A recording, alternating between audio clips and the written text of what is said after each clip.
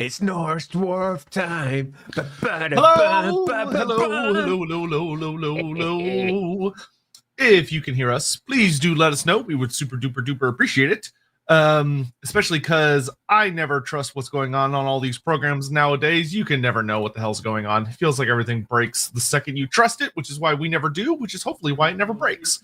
It knows we're vigilant. I can hear you at my end, which means I must have... Let me just switch that off. Never happened. Nobody heard anything out there. You definitely didn't hear Sotek coming through my speakers. No. We run a professional ship here as I try and evaluate how I can sneak bites of spaghetti while Andy's talking at some point during the stream. That's what the intro's for. Yeah, exactly. But hopefully everyone's really doing well. I do want to take a very brief moment while we're here at the start. Nothing super important is happening to apologize for yesterday. It's genuinely a funny story. Now it's a funny story. Because at the time it wasn't funny. But so for anyone that doesn't know, as just a brief look into the life of Sotek or Ryan or whatever you want to go by. So I have an anxiety disorder. I'm very open about that. It's been with me now for 12 years. And most of the time I'm totally good. Like 99.9999% of the time these days, I have it under control. Life's good. You know, I'm properly medicated and all that jazz. And even if something happens that's going to make me anxious, I can like feel it coming and I can get under control and stuff. And even this time, I didn't have a panic attack, despite the fact I normally would have, because I got under control, because I felt really good about it. Mm-hmm. But I was driving late at night to go pick up my sister some food, because she had been working late, and I was being a nice brother. And I started feeling really weird. Like, I felt just a way I never felt before, and it wasn't a good feeling. And that will send off my anxiety, because I don't know what's happening. It's the don't know part that freaks me out. Dread. If I know what's happening, I'm fine. It's whatever. So I get home and I live with my family because I love my family very much. And it's just the more reasonable thing nowadays. And luckily, my father is a very, very skilled medical professional. And so I can usually just go to him and be like, this is what's wrong. And he's like, it's just this. And I'm like, oh, and I feel better. But this time was a little embarrassing, in my opinion, because I went to my father and I said, Dad, I have this weird thing. I feel really weird. And he's like, what's going on? It's like, well, I feel like I'm really hungry, but at the same time, I feel like I'm absolutely full, and the idea of eating feels disgusting to me. But like, I can feel that I'm really craving food, and this is really unsettling, and I've never felt this way before, and I don't know if something's wrong, and And my dad kind of looks at me and he goes, did you eat all the leftovers from yesterday's dinner? And I was like, yeah. And he goes, so did you make anything else to go with it? I was like, well, yeah, I made broccoli. And he goes, okay, so you ate a massive amount of broccoli yesterday, and then you ate a massive amount of broccoli today. And I was like, yeah. And he goes, it's just gas. I was like, what? He goes, broccoli makes you really gassy, and it's really unpleasant. And I'm like, that's it? He goes, I was like, because I don't feel pain or bloating or anything. He goes, no, trust me. He's like, go eat like 3 Tums. And I was like, all right. Went and ate 3 Tums. Hour later, felt great. That was it. That was the whole story. But like, going through the anxiety was so exhausting. Like, it's exhausting on your body when you've got like your anxiety centers running. So when I finally got to bed, which was very, very late, that's when I messaged Andy, was like, I don't think I'm gonna be able to do tomorrow. I'm so whipped. And I was like, nope, fair. Oh goodness. So I want to bring up a comment before we get going from Kuren out there. Hey Kuren. Can't we super chat here? Kuren is currently over on the Lorebeards channel, not on Loremaster of Sotek's channel, and we enormously appreciate that. The reason we enormously appreciate it just now is because we need to get the viewing numbers up over there so that we can allow you to do super chats on that channel. If you want to do super chats, go hike over to Loremaster of Sotek's channel directly. You'll be able to do it there, but having a window open with the Lorebeard side would really help us out a little bit, because we need to get the hours watched up to, I don't know, 3,000, 30,000, a bajillion, who knows, far too many. But we need to get our watch views up there to quite a significant number. So feel free to keep those windows running in the background. Yeah, and YouTube finally started counting them. I was getting really nervous for a bit because people had been watching and like it wasn't moving. I was like, what's Oh, wrong? no. And now Have it we started done moving. something wrong? Okay, great. Yeah. So Yeah. if you want to help out, by all means, feel free to pop by that channel and just like turn on videos and just leave them running or whatever. We will be having some Exclusive. exclusive content coming out there very soon. And there will also be some edited older content that's going to be a lot nicer to watch there soon. So look forward to that. Okay. Yeah, we did mention after all that the change is coming. Big C, big Zinchi change is heading towards our Lorebeards channel. So that is one example of the many things that will be gracing your screens very soon.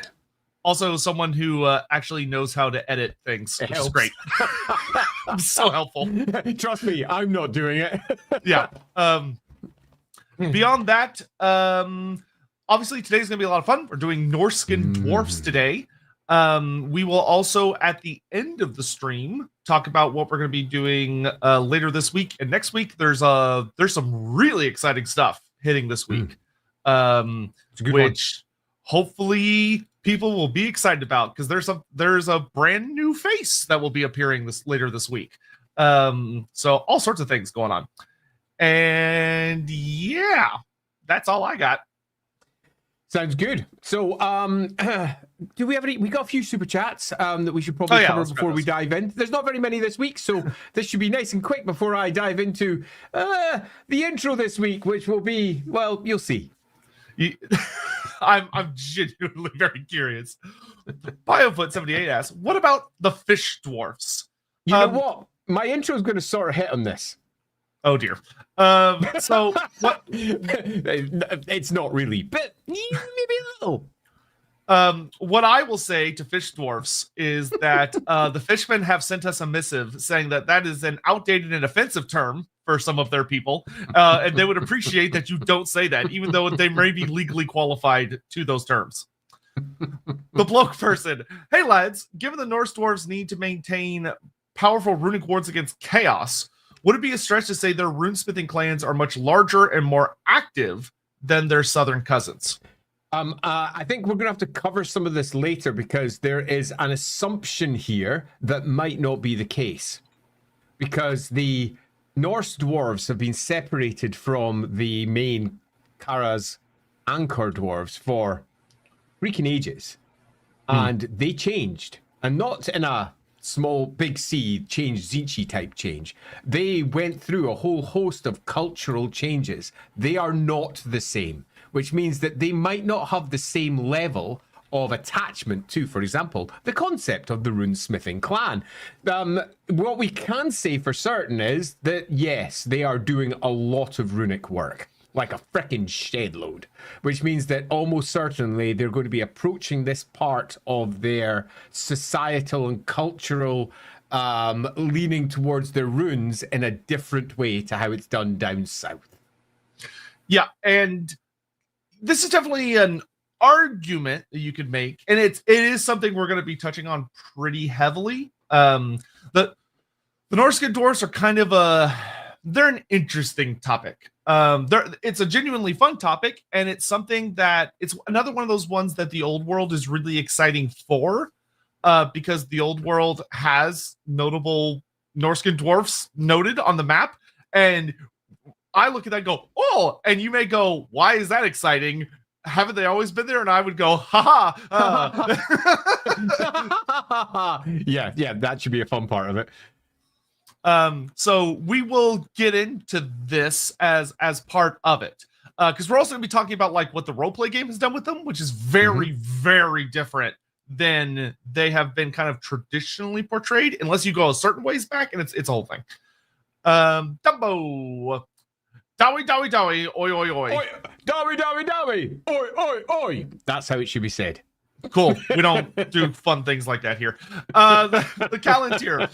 It is so fabulous to once more see your felicitous facial follicles. That's far better than ennui. You know, it helps when the letters are actually doing things that make any fucking sense. That's always very, very, very helpful. Donovan, off topic, but any advice for someone who often overthinks discussion TTRPGs, not like in the moment ones, but ones where I have more time to think, often decision paralysis, thinking the consequences. And if beyond, don't be afraid, just go for it. Well, because, well, I am. That's the issue. Is there a question for me to answer there? Yeah, so I'll go first. Yeah. So what I will say is I think it's really important. This could be really good for general life as well as just this situation, to develop a method for yourself that allows you to make a decision or force a decision through when you need to. When it doesn't really matter. Often I find choice paralysis comes from a situation when you just have like what feels like an infinite number of options, or you just have too many options and you can't get rid of enough pros and cons within a short frame of time to make a choice. And in that case, it can often be very, very helpful to have something like a D6 or a coin or something that allows you to randomize a choice. And if you feel disappointment that you didn't end up going a particular direction, then you should probably go the direction you were disappointed you didn't get, because that's your gut feeling telling you. And when I say try not to overthink it, it's more of once you feel an inclination towards a direction, just go, because you can always go back and explore the other decisions later. It's not a permanent thing unless it's a major life choice, in which case you probably should be fretting over it that much until you make the decision. So when it comes to, for example, TTRPGs, and one presumes the direction that you're taking with the lore in your game, there is a host of easy tricks that you can pull. And I've sort of alluded to these in the past on our previous streams. How many times have you heard me say something along the lines of, I've done this in one of my previous games, and in the next game, I did it this way. In that I did it different for each one of the games. And that's not just simply because I had different options and I wasn't sure which one to go with. It's because I was telling a different story each time. So if you're portraying a character, or if you're attempting to tell a story at the table, instead of looking at the lore and going, oh, what is the thing that makes the most sense? Go instead with, what is the one that makes the best story for the story I'm telling? And if your story, for example, has a core theme of duplicity, then you can think about, well, which one of the answers to this particular lore point really speaks to lies and people covering the truth. If your theme instead is love conquers all, a classic, okay, then you can take a look at the issue and say, well, how can I weave, for example, an emotional tale into this and make it make sense within that framework? Loosely, if you've already got an idea of the story you want to tell, its primary tone, its motifs, and its overall themes, then getting answers for everything suddenly becomes much, much easier. And I will give you a real world example of where I did this in a very different way, but it's the same thought process. Naming children. It's one of the hardest things that most parents end up coming up with if they actually think about things too much. If they are overthinkers, they overthink everything. So we limited it. We created a theme. I've got the same initials as my dad. Lindsay, that's my wife, has the same initials as her mum. So we decided that it was a girl, it would have Lindsay's initials. If it was a boy, it would have my initials. Suddenly, by siphoning down all of the choices into a very small group, it made it much easier to make the next steps towards decisions. Because it may not sound like I'm someone that's super indecisive, but when it comes to things like this, I am. But I'm 50. I have learned how to get over that by many years of practice and really hating dithering. So you might not know that from the amount I talk, but I don't like to dither. Are you ready to move on? You look like you're away in a dream world there. I was just checking some. Brock 6000, glad you're both well. Isn't it true that dwarfs, it should be with an F, have a hard time differentiating between elf cultures? If so, wouldn't the same hold for human cultures? No and yes. The issue is not so much that they have difficulty differentiating between cultures. It's that when they encounter others, they often take them at face value, because dwarves tend to present their face. When they're upset, they show they're upset. When they're happy, They show they're happy. When they are sad, everybody knows they're bloody sad. An elf doesn't do that. Just doesn't. They are always putting on a face. So already there's a difference in culture. And when it comes to the other types of elves, they're often not expressing themselves in ways that say, I'm a wood elf or I'm a high elf. So thus the dwarves often get a bit confused. But that doesn't mean that they can't look at the one that's wearing green and go, yeah, that one's probably a wood elf. Because obviously they can do that. You'd be stupid not to be able to do that. High elves look like high elves. They wear white all the time with like blue trimmings and red bits and whatever. Gold all over the place. Where dark elves are wearing fucking blue and purple. I mean, who couldn't tell which one's which? And the answer is when they're wearing similar clothing and they're lying like they are prone to do, the dwarves have a deep difficulty differentiating one from another. And the same is for the Empire, where the Empire is just this big wash of different clothing styles. It's really difficult for them to pick out, you know, which one's the Middenlander, which one's the Reiklander, where someone who comes from the Empire can easily go, well, he's clearly a Reiklander. Listen to the way he talks. Look at the way he moves. That one over there is a Talabecklander. Look at the way he talks and moves. Completely different. So the answer is both yes and no. Yeah, ultimately, I would boil it down to think about how in our world, despite how much like information interconnected and stuff we all are, it could be really difficult to tell people apart from like certain ethnicities and certain like faraway places. Like most Americans, even if they're reasonably well educated and have traveled to different parts of the world, if you put a bunch of people from different places of like South and Eastern Asia next to each other, they would go, or even Europe, Europe. like which, you know, you would think would be the easier one. They would go, they all look the same, which would then get, you know, things thrown at them. But so dwarfs have the disadvantage of also being a different species, which means that a lot of the features that they look for towards one another to recognize differences aren't there necessarily when it comes to people. So I mean, how can you tell what someone's like if they don't have a beard? Yeah, exactly. And dwarfs also, so this is something that I think will be different in more modern writing, is that in older writing, like if you look at like the War of Vengeance trilogy, the dwarfs in there are treated much more monolithically to the point that they are kind of portrayed as not understanding the concept of there being like an offshoot group that is potentially very different, which for the book it works fine, and it's a great book and it's super fun and things. But because the author does a good job of making sure that it's not just that the elves fumbled a lot of things that led to the dwarves being like, all right, we're done listening to you guys about dark elf bullshit. But most dwarves, are probably going to have a really hard time telling different cultures and people apart unless they have spent a lot of time among those various peoples. But there would be physical things that they would very much look for that would probably be very funny in sort of a slightly racist way for them to like, altruistic racism, as it's often called, to try and tell the different cultures apart, which could be a source of laughter for your local roleplay group, depending on how you want to do things. Arch Valton, sorry for the out of context question, but I've begun to prepare DMing and wanted some info. Does Clan Eshin sell their skills to other races? Yes. Yeah, absolutely. It's one of the reasons why in the Warhammer world, unlike in Age of Sigmar, they are not just chaos. They are really not just chaos. They are definitely, however, small c chaos. They are all over the place making an absolute mess, but they will hire themselves out to anybody as long as they get what they want out of it, and they'll probably betray them as well. Korenshima opened 5 tabs, 5 different accounts. Let's go. Listen, I'm not gonna tell you how to live your life. That's all I'm gonna say.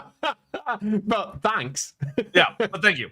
Stephen Lucas, clarify how runes made. How often basic runes made? A, I love the way you wrote that.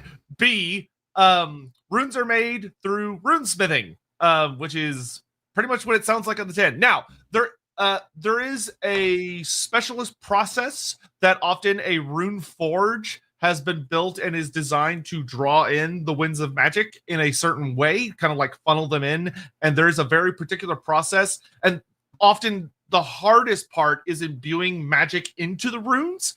And it is really hard and hysterically easy to fuck up, which is why the dwarves are such like hardcore purists about it has to be exact, because you're working with a very dangerous and potentially unstable element that you're trying to make incredibly stable, which means that it's very demanding, which makes it take time because the dwarfs are perfectionists. So they want it to be perfect. So it can take a lot of time.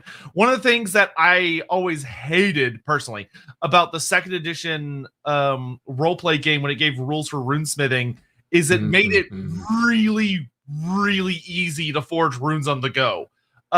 Which are two words. I was rather unimpressed with that too.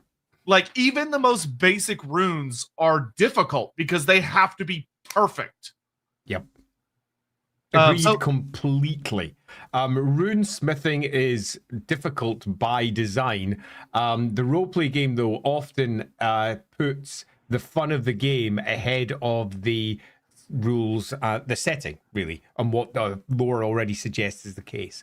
I didn't like that, but at the same point, I fully understand. Someone who's playing an 8-session game, they don't want to sit there for like 3 months crafting a rune because it's dull as fuck. So the rules had to reflect what would be a fun gaming experience. But nevertheless, it was not a good reflection of what it takes to make a rune in the Warhammer world. Yeah, I'll never forget having a dwarf runesmith character who's pointing at the rules as written and says, I could absolutely forge this, work on these complex runes while in the back of a wagon that's jostling around, and I'm making little precise strikes. It's like, bullshit. Yeah. To Blam, still no self-intro, eh? So that's something that we'll do when we actually move over to the new Lorebeards channel. It's something we're experimenting with just now. To Blam. Sure, so that's a great excuse for why I just didn't do it yet. That's exactly why. Sure, don't ruin it. It was working. They totally went with that. Everyone knows the Ryan Andy duo on the internet, right? I like how you've made that into a singular name, Ryandy. Ryandy. Anyway, happy to see you both. Thank you. It's lovely to see y'all as well. And I love how Andy was like, "There's not that many super chats. We can get through this, right?" And I look, and it's just rapidly expanding itself. Yeah, let's do another few, but not too many because I want to get into the intro. Yep, we'll get up to Wonder Alpha and then we'll go. Yeah, sounds perfect. The Calendar. Do the Norse Dwarfs have human tribes that have joined them like Southern Dwarfs? Not merely allied, but service or citizens like in the Grey Mountains. I find the prospect fascinating. So, in the current written material, no.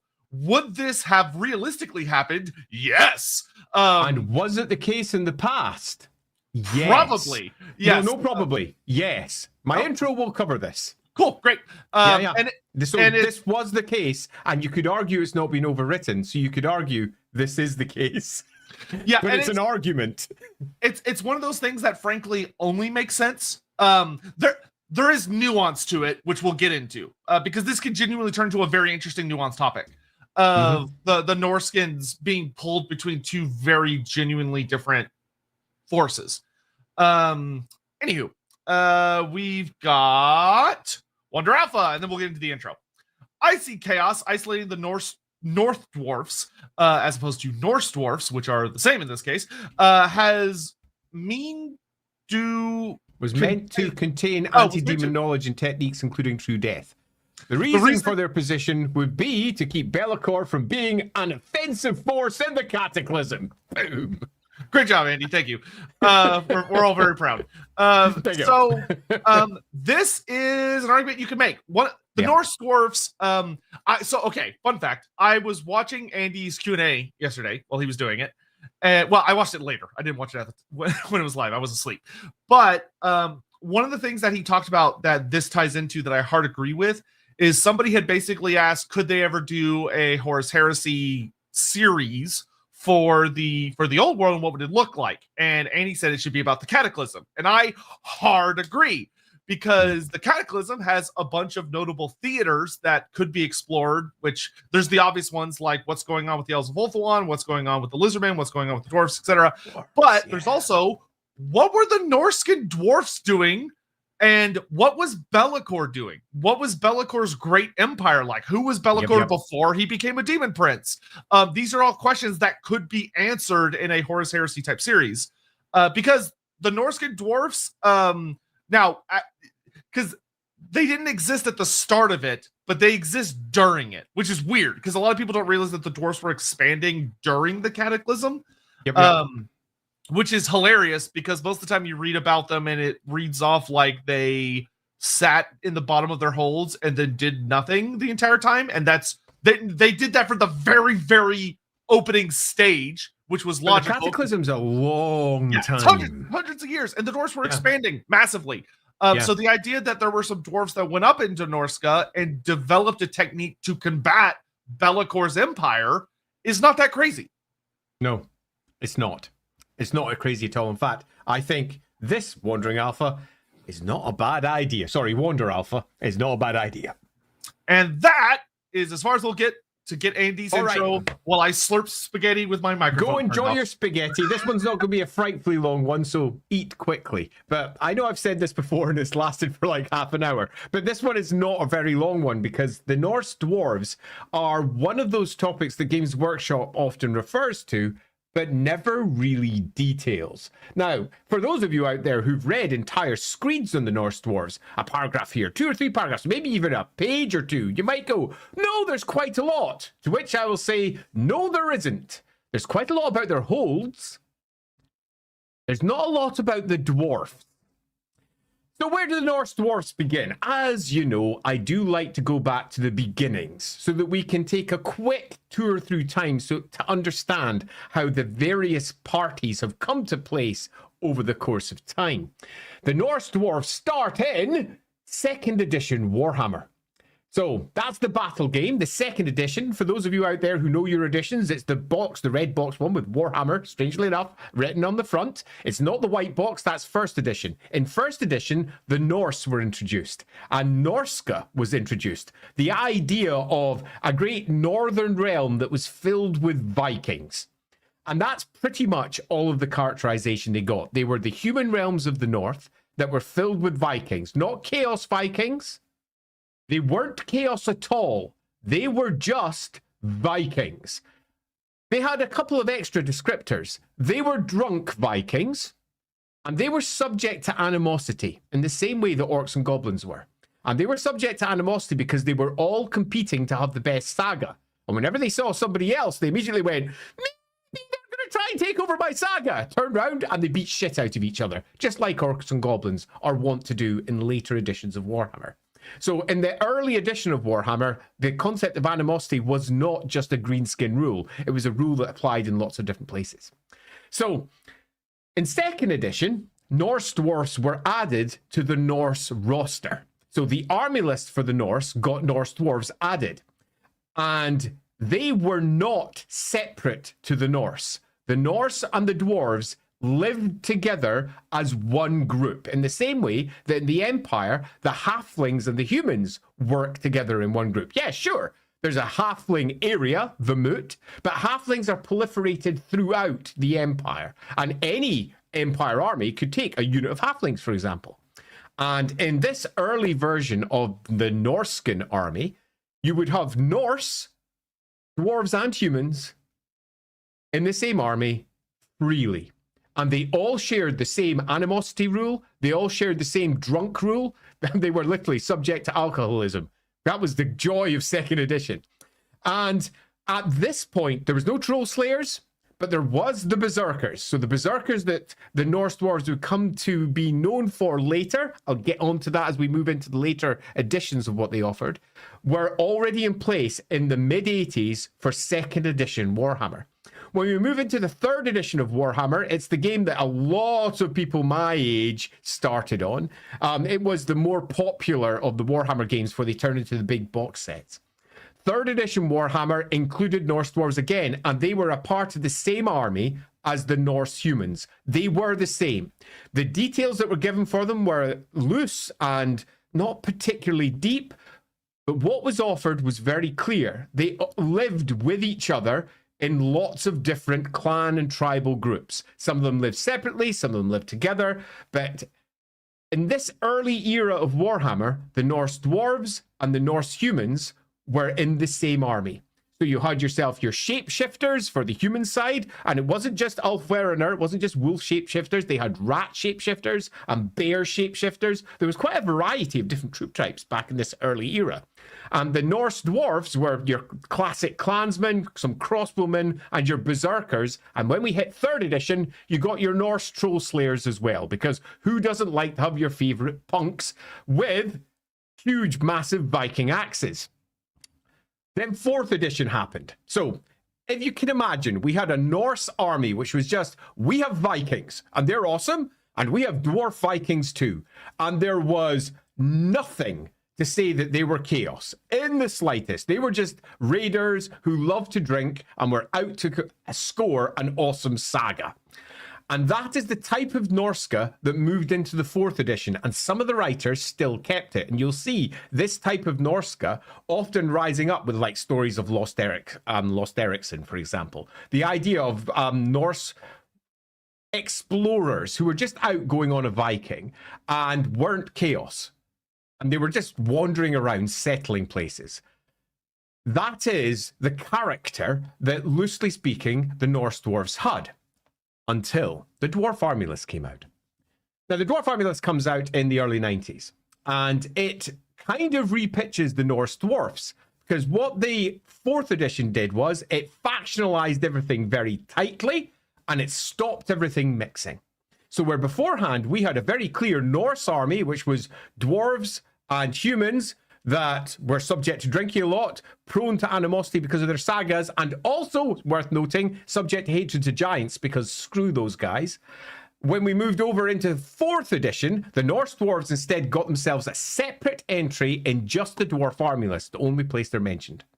And they say almost nothing other than this. The Norse Dwarves are kind of just like the Norse up in the north. They're basically very similar to each other, and they've got their own whole Crackerjack. Yeah! Which is a loose joke to a show called Crackerjack in the UK. So Crackerjack, which is the dragon hold up in the north, is the first named hold for the Dwarf Army List, and they provide zero detail in this army list. There is no why their culture is different. There is no deep discussion as to who these guys are, other than they've been separated for freaking ages, and they have their own culture. Move along the bus now. Don't think about it too much. We're just out of here.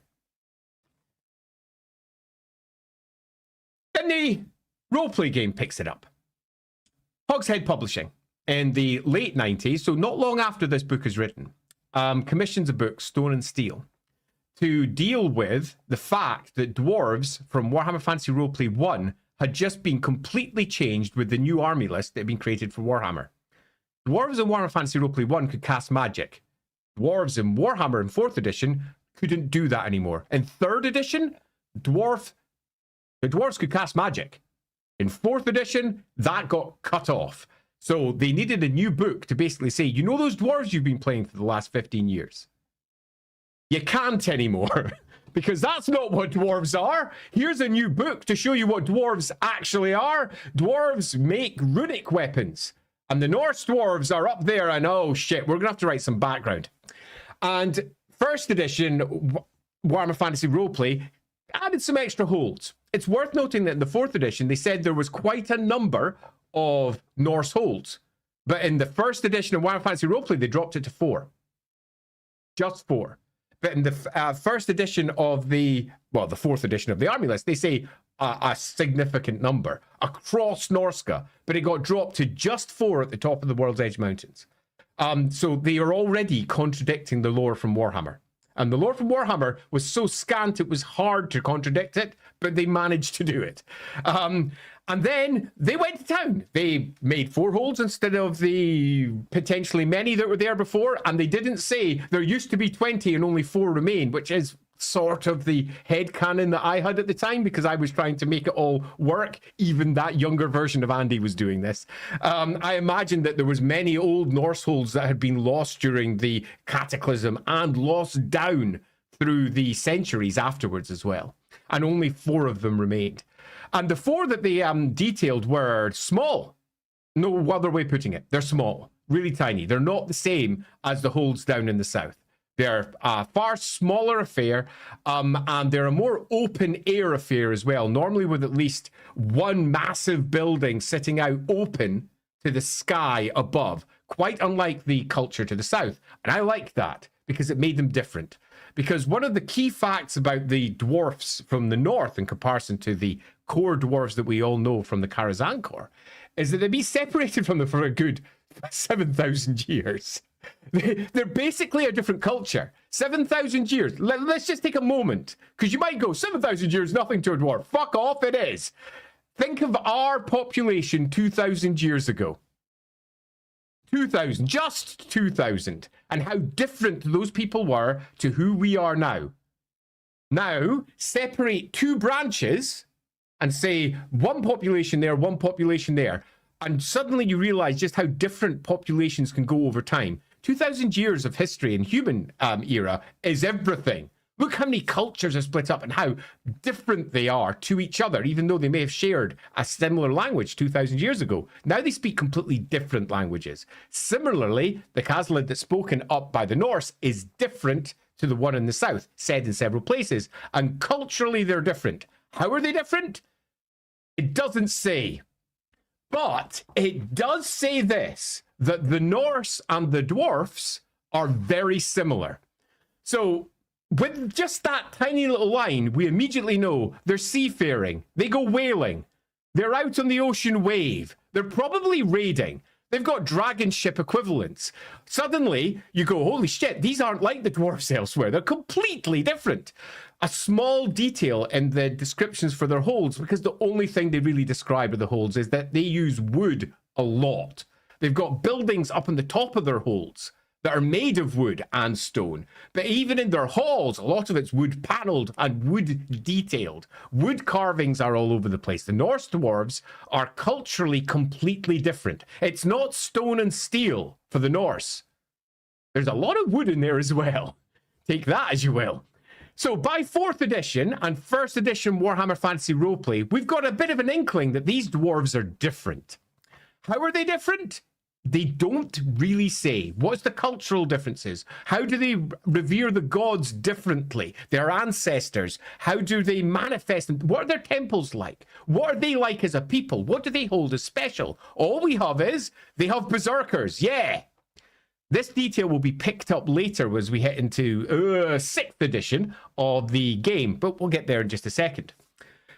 So by this era, we've got Norse dwarves. They definitely exist. We've got Krakadrak inside the war game. And if we go over to the roleplay game, we've got 4 holds that have been detailed inside the roleplay game. The roleplay games give us a couple of extra details, a lot of wood, and they're just like the Norse. And they drop a detail that is very interesting because it's going to get sorely and repeatedly contradicted again and again later. And that is this. The reason for why the Norse and the dwarfs are so similar in the north. And the reason is because, here we go, you ready? Approximately when the Norse arrived, they got on really, really well to begin with. And then chaos sort of influenced the humans a lot. The dwarves went, we don't like you anymore, pulled away. But that was enough for them both to be completely affected by each other's culture. And they're basically the same. Yeah! Now, there's a problem with this. Because they date it in the 1st edition of the Stone and Steel, and they date it at minus 1500 IC, 1500 years before Sigmar's time.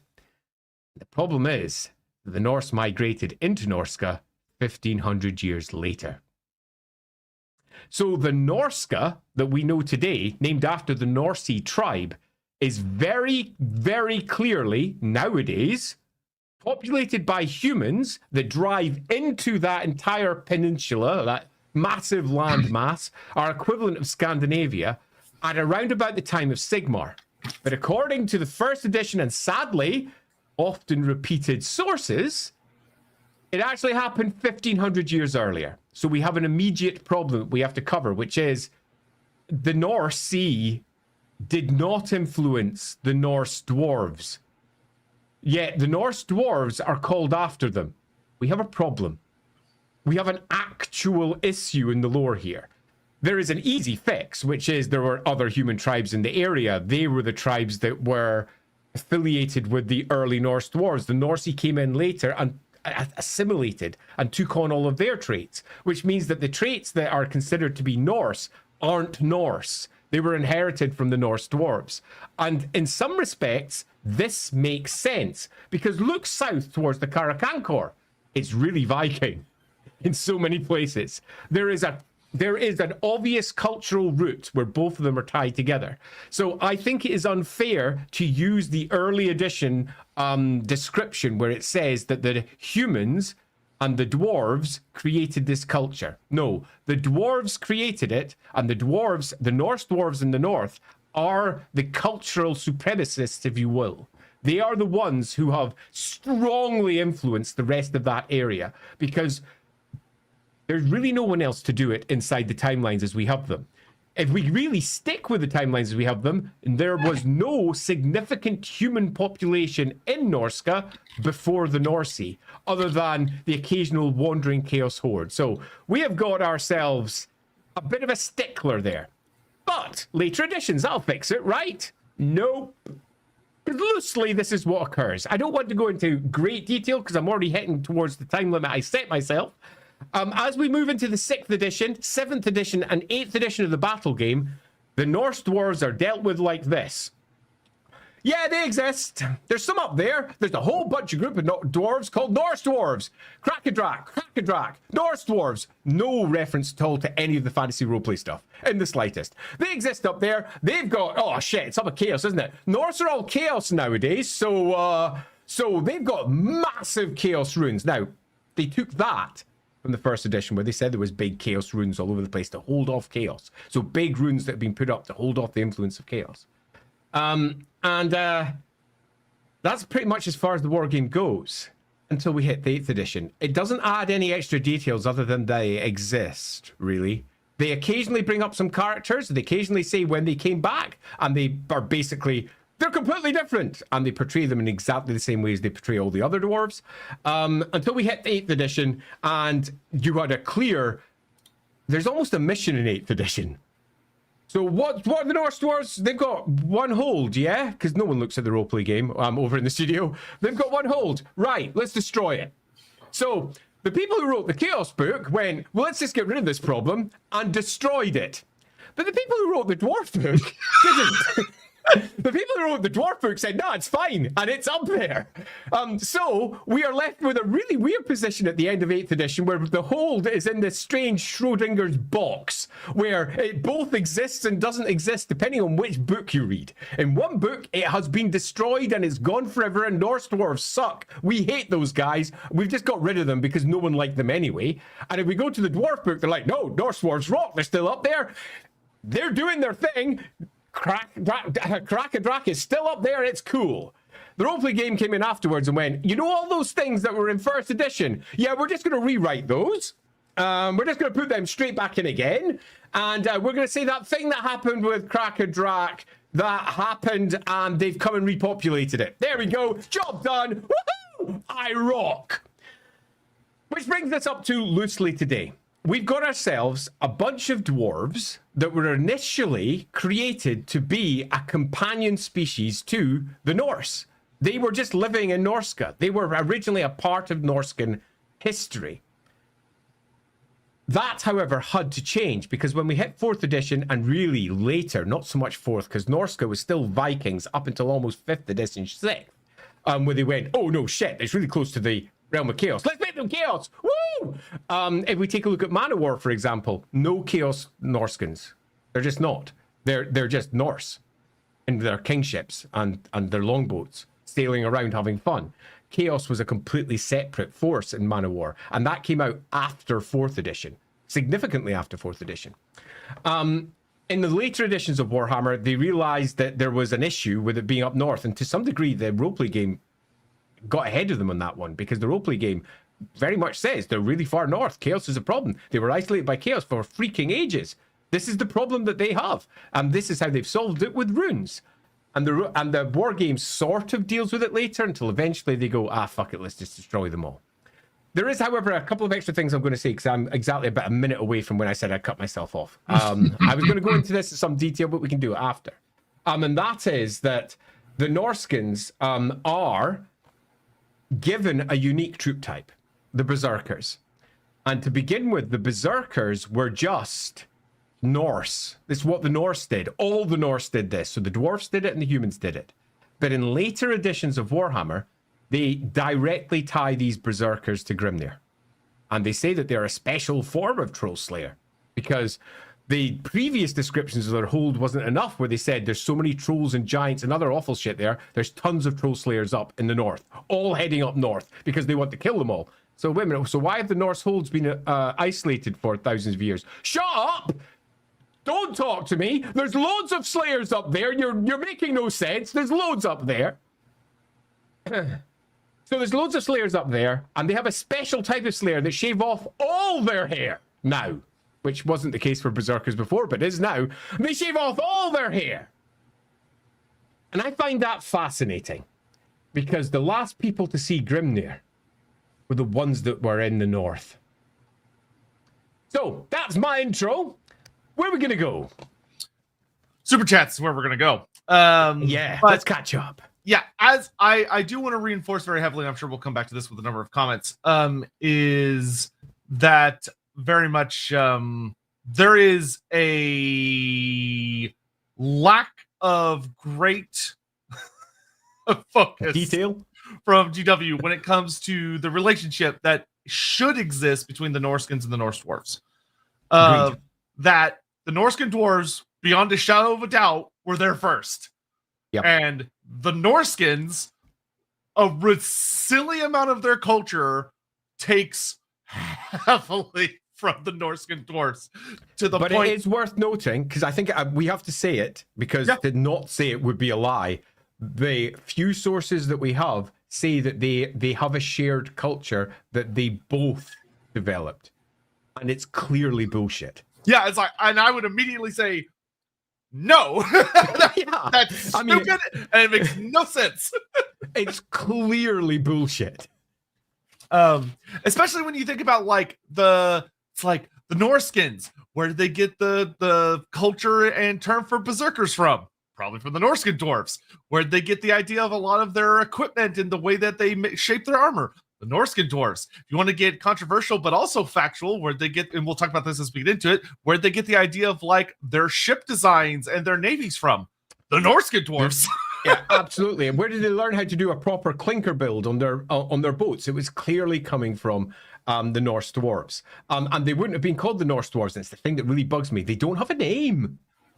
Yeah, what's their name? One of the bizarre things is that, so for anyone that doesn't know, the Khazalid is a language that is one of the best developed language, which is not saying a lot, but it's one of the better developed languages in Warhammer Fantasy.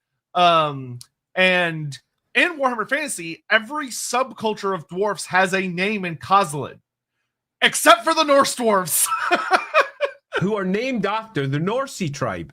It's proper weird. I can't express that. Also, one thing I didn't go into in my intro was what happens in the old world, but we'll get to that because the old world goes bedoing and goes off in this new direction. Yeah, which is worth noting because it does go in a quite different direction afterwards. But hey, I cut myself at 2:15 like I promised I would. Brian, I think it would be interesting for their cultural drift that a lot of the ancestor gods the Southern Dwarfs consider renegades were more openly accepted in the North, possibly even Hashut. So if I was writing it today, I would find it hard not to, particularly if they were as isolated as they claim to be. So they might not even know that Hashut had fallen. And that would really tie into the idea that those in the north, those that are close to chaos, are being more infiltrated or, and to a degree, influenced by chaos. But the massive anti-chaos runes means that they're in a very different place. I think you could tell an interesting conflict with that. Yeah, I think there would be this would allow for a really unique situation that would be like one of the only places in the world where theoretically the original beliefs of and stories of Hashut have remained unviolated. Yeah, due to really unique the ancestor god of kingship, right there. Whoa. Yeah, because for anyone that doesn't know, Hashut's been getting quite a bit of development in AOS, which we will do an episode on when the time is right, like once the books are out and everything. And once we could get our hands on the books, because getting a book is impossible at the moment. But because that Chaos Dwarf stuff sold out immediately. But in any event, yeah, hard agree. Yeah, it'd be awesome. Druzina, don't feel too bad. I've been fighting anxiety for a couple weeks because my shoes didn't fit right and was causing severe pain and other issues. Oh, I'm sorry. I'm sorry as well. Anxiety sucks. It does. It just sucks. Anxiety and depression, which often go hand in hand for many people, is a core component of my household. I know it very well. It's sunk into my family. So yes, it sucks, but simultaneously, there's never any reason to feel bad for it. For all your anxiety will make you feel bad for it. Yeah, and it gets better. It does every time. Michael Salomon, could Norse dwarfs create their own buffer Bretonia empire by giving some Beowulf a rune axe? Also, bear/goat/mammoth riders, beardless berserkers. Beardless? Good lord, they're still dwarfs. But beardless, I mean, that's a bit much. Yeah. So what I will say, the idea of the... So this is another one of those things where if we had what I would think of more as a well-developed universe, there would be a story, I think, about how some of the tribes, and the 4th edition roleplay makes allusions to this, but they're very, very careful to not state it outright. Is a shame. Yeah. That there was a time where the Norse Dwarfs had an extremely positive relationship with the Norse people. And things were going great, and then chaos started to influence them more and more and more. But it mentions that, like, the Bjornlings in the modern day, the Bjornlings still have a very positive relationship with the Norse Dwarfs. The Bjornlings being the tribe that are more like directly above Kislev and a little bit off to the east side of things, as opposed to on the continent of Norsca proper. Because if you go back to like 2nd edition Wolfrup, which is where Norsca was frankly saved in its modern iteration, the book goes into depth about how there's kind of a big divide between like the northern Norscan tribes and the southern Norscan tribes. Yep. Where the northern ones are, when you think modern day Norsca, like Total War Warhammer Norsca, you're generally talking more about the northern tribes. The southern tribes are far more open to trade. They're a lot more open to treaties and negotiations.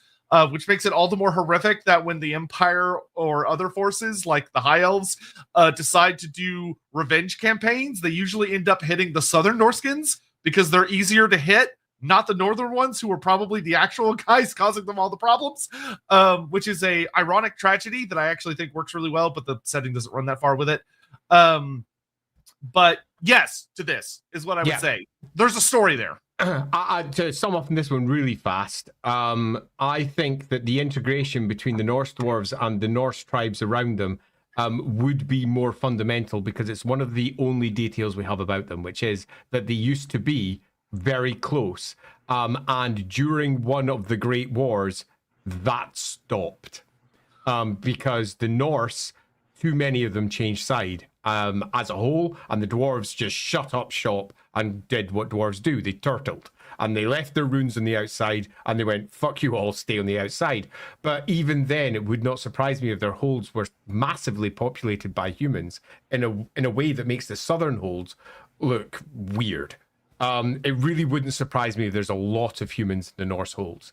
They seem to be a far more open, free-thinking, and able to express themselves differently group, largely because the only details we have for their culture is they're like the Norse, which means that's exactly what they are.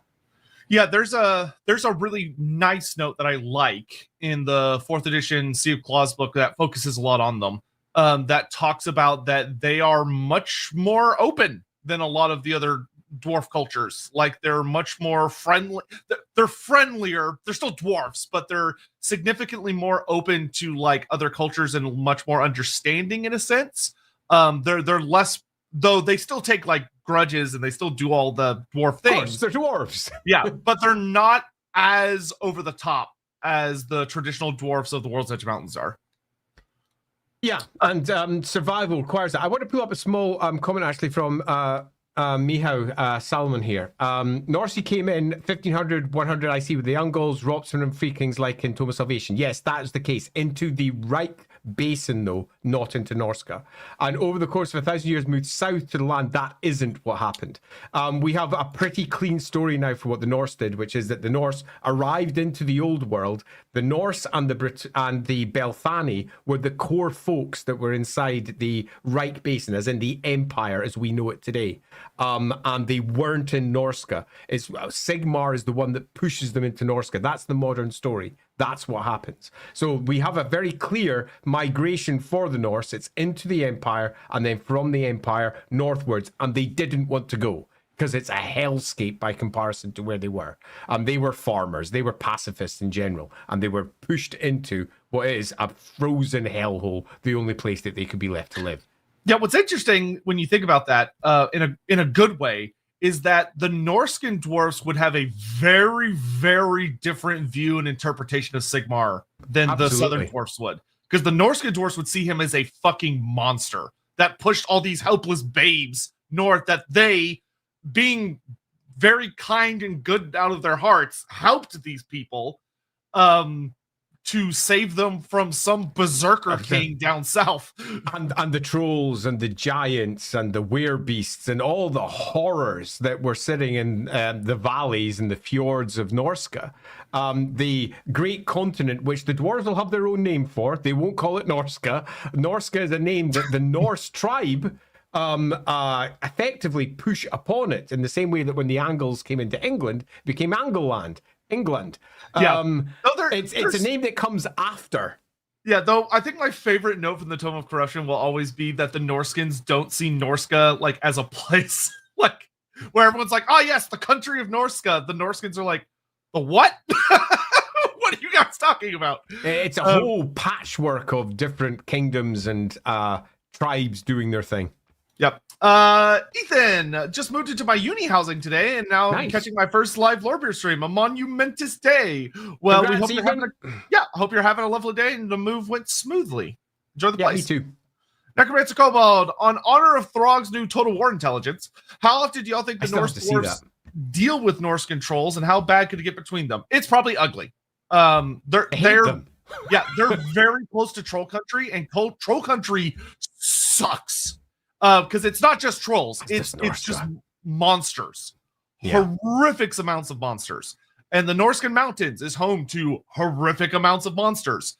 It sucks. There's a reason nobody wants to live up there. It's terrible. So yeah, they probably hate them very, very bitterly. Yeah, it's bad. Yeah. The Callantier, how to Norse Dwarf therapists treat... Man, I'm really tempted. But ennui. Luckily, that's probably not an issue for them. Life be busy.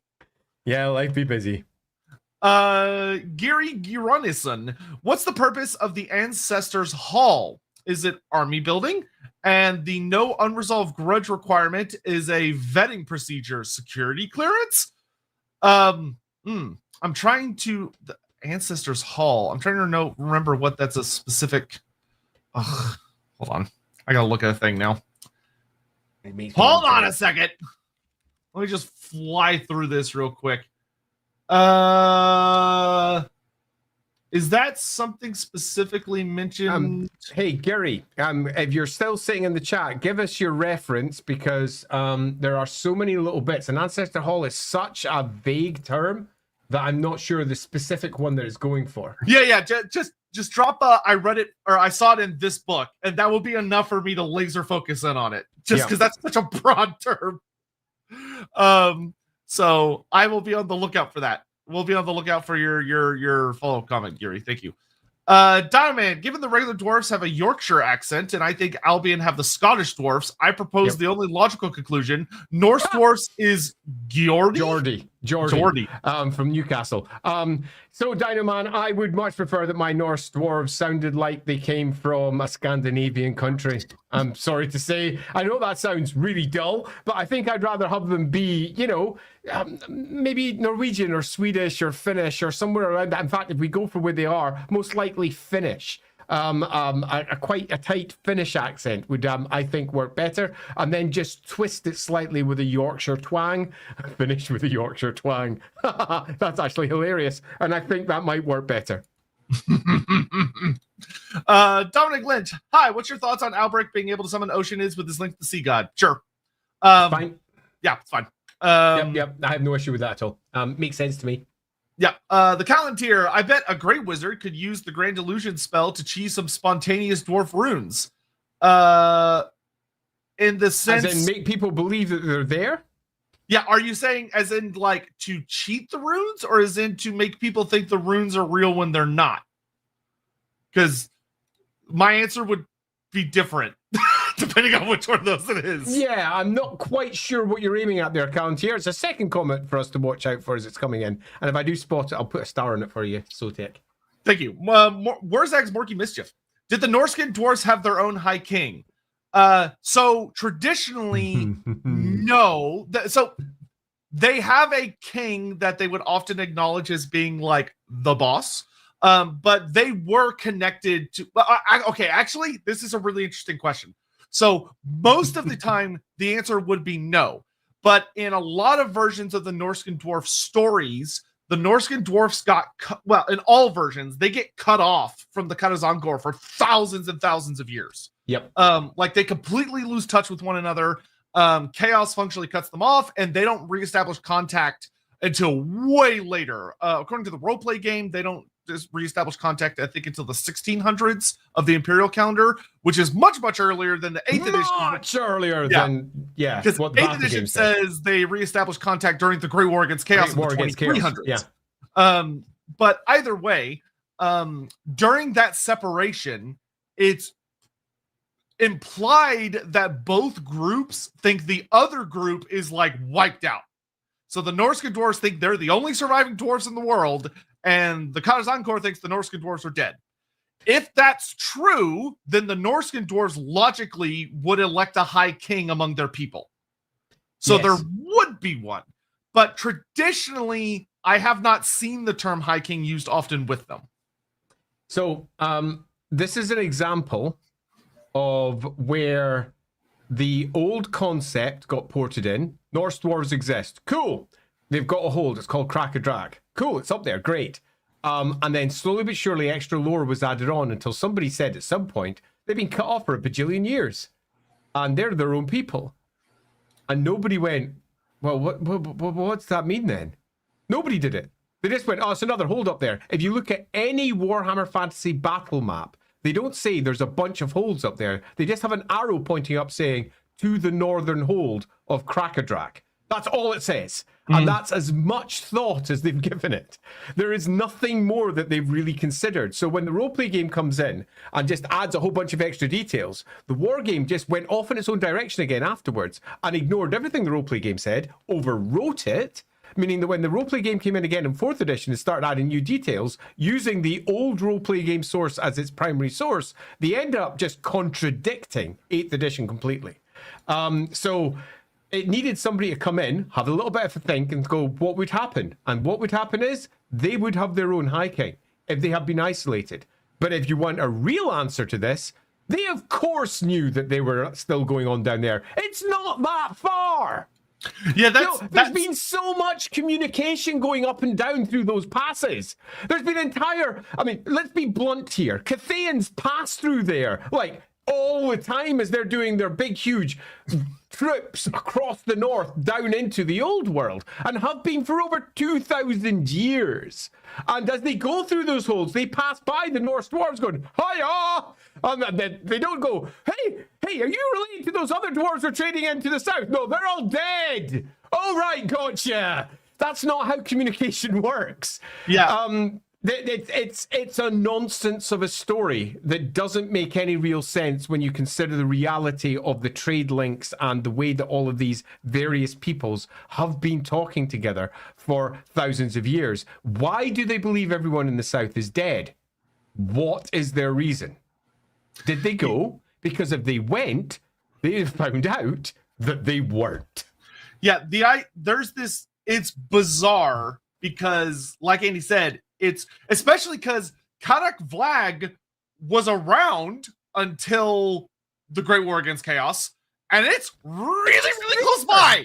You just walk across Kislev, and the Kislevites have been around for a hot minute. who would have been talking to the dwarfs going, are y'all like those other dwarfs that are like in that hold right next to us? I have to bring this comment up because I literally said this behind the scenes once. But if all the dwarves to the south have gone, where have all these slayers coming from? Because the holds are described as being full of slayers who are very excited to kill all the nasty things that you find in Norsca. So here's a real controversial thought that I would posit. So the canon just says that they lost contact with one another and somehow didn't reestablish contact. The more realistic answer that would actually make sense and is also spicier is that something so deeply tragic or upsetting happened during the cataclysm that they utterly refuse to talk to one another under any circumstances until dwarf. Yes, until something changed. Yeah, I mean, there's an obvious answer here, because Games Workshop has added it now. A shot. Yeah. So it's the obvious answer in the north. They still accept an older pantheon. The one in the south does not. They refuse to accept they exist. And it wasn't until more modern times that they accepted each other, which allows you to get both the roleplay story and the wargame story to work. In that they had some communication in the past, it fell out, and they just basically said, they are all dead. Every last one of them is dead. And in the north, they went, they're all dead. Every last one of them in the south is dead. And it was the great war against chaos that bound them back together again as they went, fair enough, we needed each other's help. Should we readdress this from the last 1,000 years ago when we last tried and fucked up?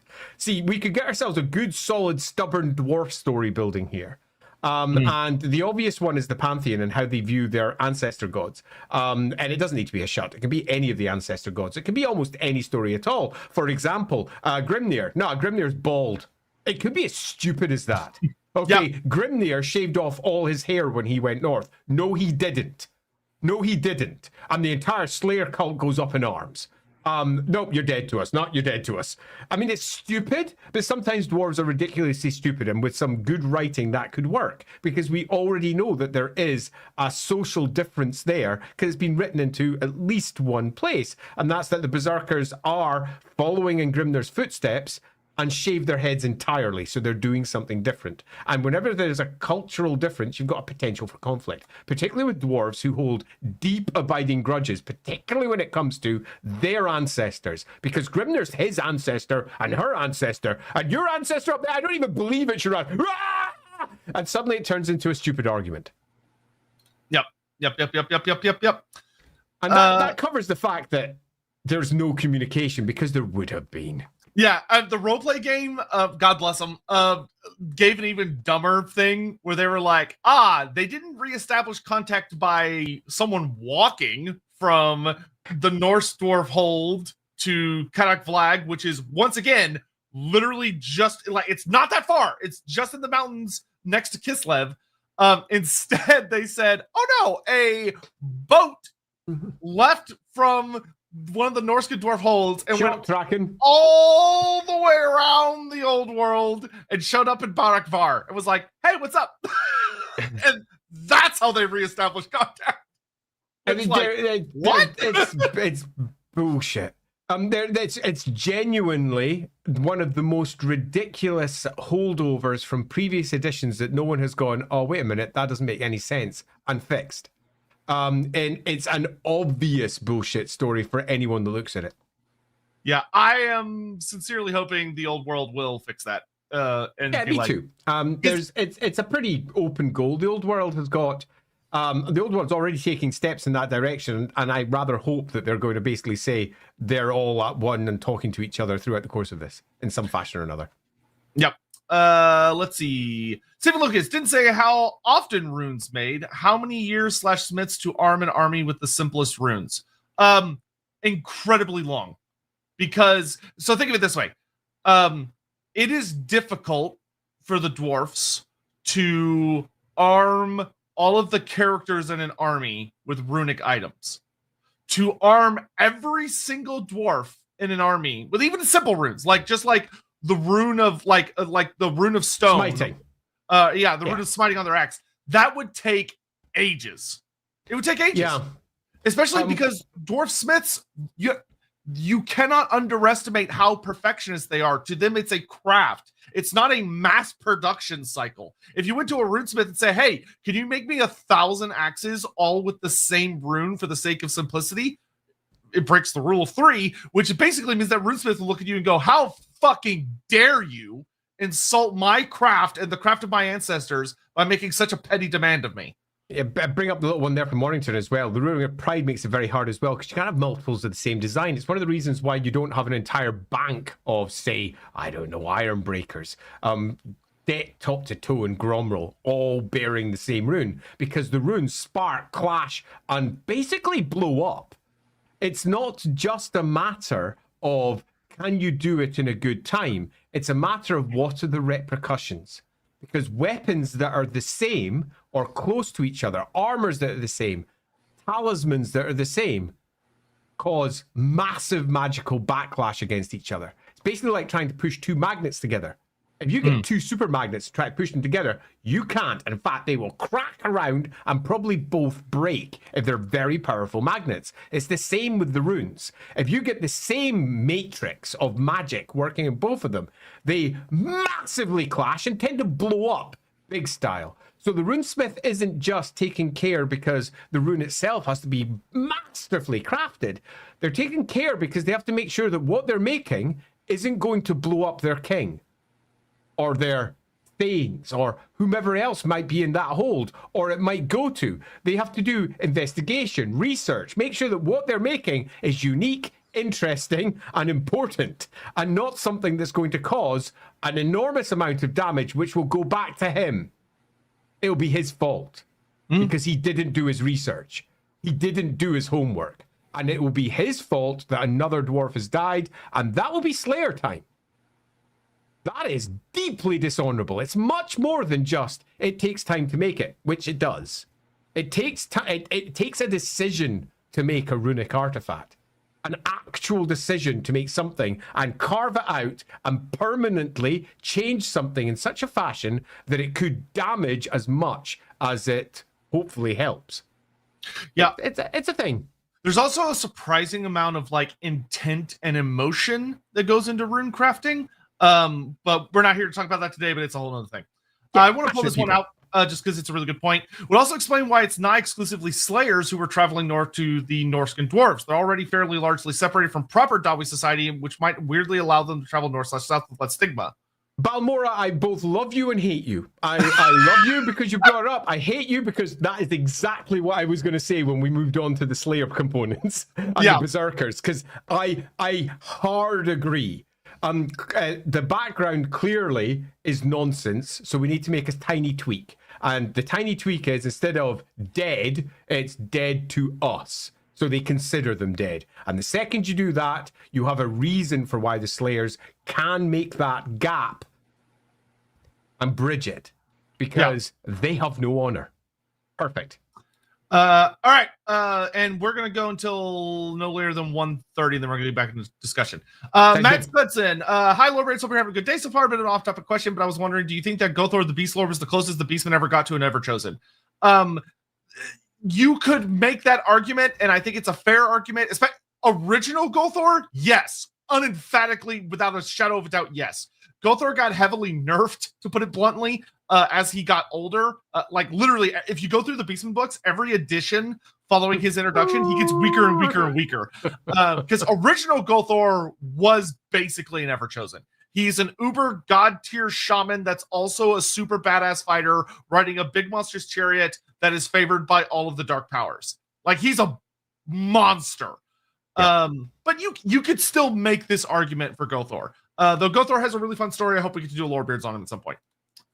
Agreed. Charles CK, Norse plus dwarves living together. There's halflings and dwarfs who are born in and live full time in the Empire. Are there real imperial elves too? Yes.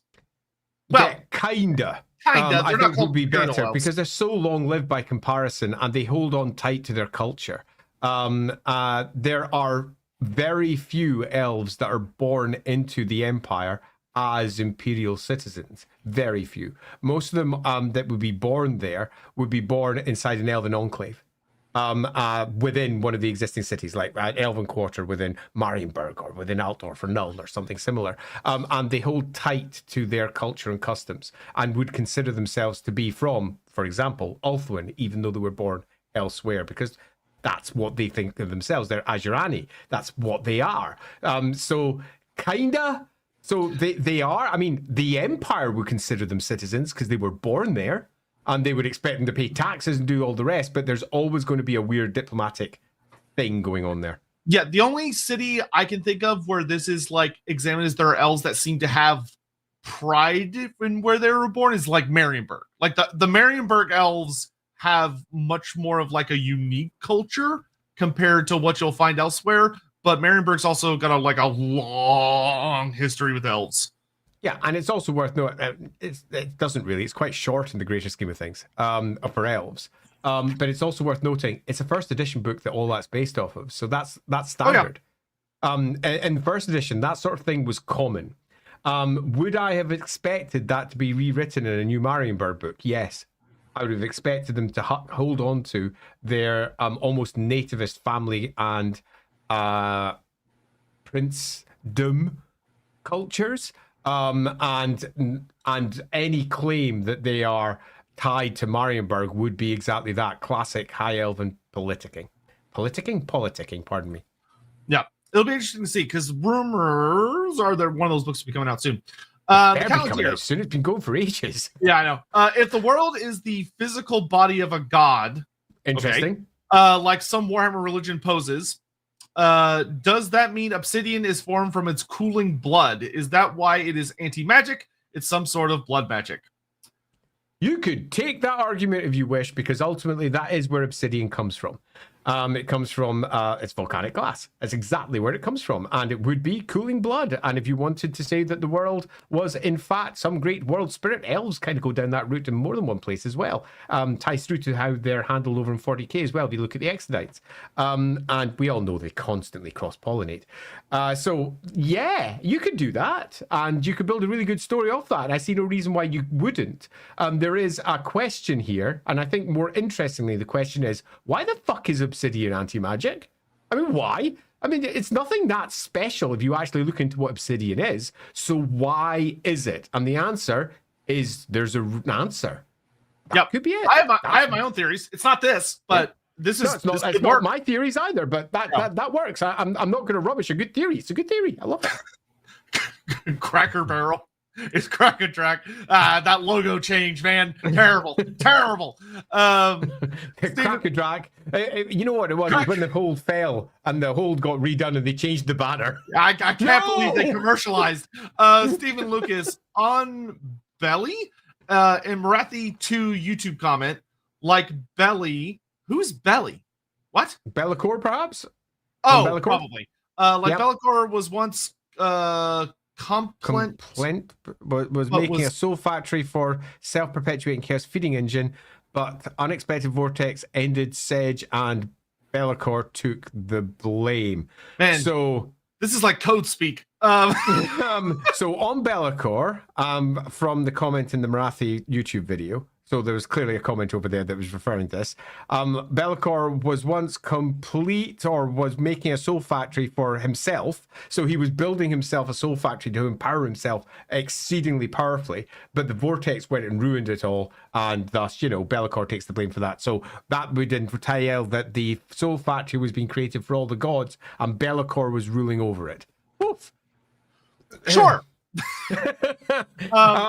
All of that would potentially work, except for one component, which would be that Be'lakor actively moved against the other major chaos gods. I would say this does not fit Be'lakor's character, is what I would say. Yeah, he actively took control, and he actively went effectively to war against them and ignored them. And he supremely ignored them. Yeah, totally. Newger. First time catching you guys live, and I probably butchered that. Apologies. And thanks for joining us. Lovely to see you. Currently running a campaign about Averland's electoral crisis post Marius Lightdorf, and I need good lore sources. Oh boy. So I would actually, there's a book about this, 2 books actually, about this incident, which is The Swords of the Emperor. which is about good old Kurt Helborg and Ludwig Schwarzhelm dealing with this issue. And it ends up being a very dramatic story that nearly causes a severe, very severe diplomatic incident that could have potentially led to maybe civil war, if not outright the destruction of part of the empire. And it involves a big chaos cult that is very deeply interwoven itself into imperial politics, and it's not a Tzeentch cult for once, which is fun. So I would, if you want like a good lore source for this and having fun with it as a story, I would go read those and maybe take elements of that story and incorporate it into your Wolfric campaign, because it's a big fun mystery and there's like special characters involved. I'm going to offer something I never offer. Warhammer Fantasy Roleplay 3rd Edition. We Oh, don't wow. go There you into go. 3rd Edition very often, but Warhammer Fantasy Roleplay 3rd Edition's got a book called, it's not the most original name, are you ready? The Enemy Within. Now, The Enemy Within in Warhammer Fantasy Roleplay 3rd Edition at all. has literally nothing to do with either The Enemy Within the novel or The Enemy Within the campaign from Warhammer Fantasy Roleplay 1st Edition and 4th Edition. It is a standalone book with nothing to do with either of them. It just shares some themes. But a good chunk of that book is set in Averheim. And it's post all of this nonsense. So you're going to get quite a lot of interesting snippets from there. There you go. Gosh, that's an unexpected source. I don't bring that one up very often. I think that's the first time 3rd edition has been given as a source on Lorebeards. As a good source too. Yeah, I mean, 3rd edition's got tons of great stuff in it. It's just unfortunate that most of the stuff in 3rd edition is just repeats of stuff in other editions.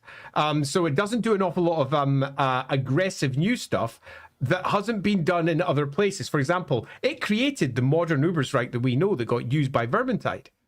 But 4th edition made it all make sense. So 4th edition is the source we normally go for, because what 3rd edition added contradicted a bunch of other sources, and what Vermintide added on top of that contradicted both 3rd edition and those other sources. So 4th edition takes all of the sources, assumes that they're all accurate, and creates one united front. So even though 3rd edition was the source for all this stuff, it's not the best source to go looking at. The Warhammer Fantasy Roleplay starter set is, for example, but that's 4th edition. We very rarely go down to 3rd. Man. I feel sorry for it sometimes. It just gets clowned on. Down man, with the mention of seafaring Norse Dwarfs, I just had a cool idea. Fjord Karaks. That's kind of already a thing. So I mean, it's sort of not actually. When you take a look at the Karaka samplings in the north, they're not really fjords, and they're not presented as fjords. It feels very much like it's been written by someone who's never seen a fjord in their life. Actually, okay, just for clarity, define for me what a fjord is.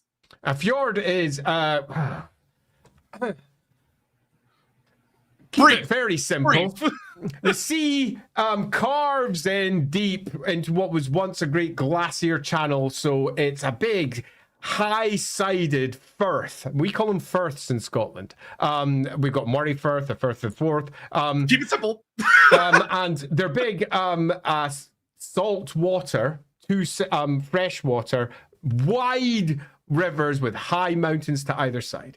That's one way of viewing them, and I'm particularly choosing the mountain option because it fits so well with dwarves. This idea of a winding river going deep in, except it's not, it's the sea itself going deep into the inland part. If you take a look at the coastline of Norsca, you see it goes in and out and in and out, in and out. That's all the fjords.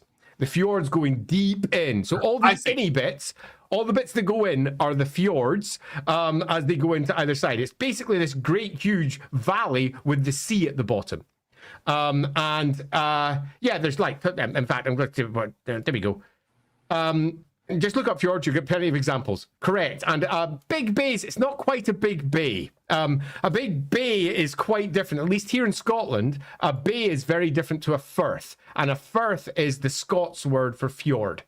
So, yeah, we've got quite a lot of fjords here in Scotland as well. Okay, so according to the roleplay game, 4th edition roleplay, which I don't know if this is going to be the case in the old world, because the old world hasn't given us written details yet. Kraka Ornsmotek is supposed to be on one, which is in the old world. And it's way. They don't take advantage of the fjord. It's written like this. It's on a fjord. Yes. But what does that mean? I don't That's know. what bugs me. Okay, great. So it's like it was written by someone who'd never been to a fjord. I would be willing to bet that's the case. Donovan, I take increased use of wood as justification that Norse dwarves use spears. I know it's a loose headcanon, but I don't care. I want a dwarf phalanx / shield wall, god damn it. Now, let's go wild. Let's make it pikes. I mean, spears aren't big enough. Proper pike lines for the Norse. That'd be fun, but it goes against the standard Viking character that you have for the Norse dwarfs. If we want to reinforce that, we would probably again go falling back on the old axes as the standard stereotypical weapon. But Dinoman, I think that you are actually probably correct if we're thinking about how it would work in practicality. Yeah, and I will say, Games Workshop has officially given you dwarfs with spears. Yeah, they're totally. Imperial dwarfs, and their models are hideous, but they exist. Yeah, ancient, terrible models, but yeah, they're there. I painted those a long time ago. Rotating potato. How are the Norse dwarfs different in their veneration of the ancestor gods? How do they venerate Grimnir, and Valea? Likewise, what is the relation with stonework, worn runes? So we get very few details that delve into this. Literally, the only thing I've ever seen about it is that in the 4th edition roleplay game, I was a little sad they did this. Instead of saying, how are these gods venerated differently by the Norse dwarfs, they instead say, how are they venerated by dwarfs at sea? Which is technically different, but is like a subculture of a subculture where they could have just done the first subculture. And basically, it's just treated as they're the same, which it is not what it would be, because there would have been cultural drift over thousands and thousands of years, to the point, which we'll get into when we get talking here in just a little bit, because we're almost to the 130 mark, that the Slayer cults of the southern holds are very different from the Grimnir berserker cults of the north holds. Yep, agreed. So the answer to this is we can't say how, but they are different. That's it. We don't know what the differences are. What's the relationship with stonework? They do it, but they venerate woodwork to the same degree. What's their veneration of war? They're constantly at war and have been for thousands of years against chaos. What's their use of runes? If anything, even deeper and more broadly used than they are down in the south, because they have massive circles of stone, massive stone circles around all of their holds, anti-chaos runes to hold back the winds of magic and to hold back the worst of the depredations and corruption that chaos can bring. I'd also like to bring up this little one here. Simon, Andy, for fuck's sake, Vikings use spears a lot. I know that. That's why I said stereotype. Games Workshop leans into stereotypes that have nothing to do with reality. This is Games Workshop. It's not real history. It's pop history, okay? And that's why I said they should have them. They absolutely should have them. In a real version of the Norse Dwarves, they should have them. But in a Games Workshop facing one, they dial hard into stereotypes that often children are taught in not school, they're cartoons, which is why so many Norse dwarves have got bloody pointy hats with big, huge, massive horns on them. Indeed, many dwarves have got that as well. Did any Viking ever wear that? Pretty much no. It's an invention of antiquarians from the 19th century. Doesn't mean, however, that all of the art that they used as their core source inspiration for their Norse doesn't kind of draw upon it. So I agree with you completely, while simultaneously I'm in a weird position where I have to say I don't think it'll ever happen. Yeah, don't get mad at us. We didn't write it. I agree completely. I was just bringing it up to make sure that we were clear that I agree. Yeah, we gotta keep moving. We gotta keep moving. Funny. I grew up with Vikings because I came from the north of Scotland, where many people up there consider themselves to be more Scandinavian than they do Scottish. Indeed, when the Scottish independence thing was going on here in Scotland, they were thinking of going independent from Scotland and just going in with the rest of Scandinavia. Hilarious. Sean Schultz, so are the Norse Dwarf shipbuilders? Yes. Yes. Did the Norse learn to build ships on the Norse Dwarfs? They should have. Almost certainly. Yeah. Almost certainly. Because their ships look almost exactly like the Norse Dwarf ships. Mm-hmm. And the Norse Dwarfs figured it out way earlier. Yeah, and if anything, the Norse Dwarves have got more backward ships than the Karazankor down to the south. So they are using their older techniques, which means they're probably using techniques that are thousands of years old, and they have perfected them. And the Norse have been copying them, and it's why the Norse ships, when they come down to, say, Marienburg, are deemed to be, as far as wood technology is concerned, technologically better than the ships and the barges that are made in Marienburg. This is brought up with, for example, the Reikak barge. Here's a really obscure piece of lore. The Reikak barge, which was made in Marienburg, which uses the clinker build of the Norse because it was better than anything that the Empire had made for shipping. So they rebuilt their style of barging based on what the Norse were doing. Elemental exposure. Do Norse dwarves spell the token way, or did I just do a grudge? You grudged. F. It's always F. In Warhammer, it's always Fs. Yep. Dumb man, dwarves in Krakatrak listed as destroyed. This is just another algae scheme. Els, what did I do? Dwarves, oh, sorry, force of habit. This is just another chaos scheme. Yeah. Although the Norse dwarves don't have the algae scheme thing. They were outside that war. The Norse dwarves have no grudges against the elves. None. They weren't one. They weren't involved. Not that all the writers realized that. Yeah, if I recall correctly, I think there is a Norscan dwarf in the War of Vengeance trilogy at the start of the book. There are some Norscan dwarfs, and they kind of do some stuff, and then they leave. But which is weird, dwarves, because according to the background, they're not supposed to be there because that's when the two cultures are supposed to think that the other has been destroyed.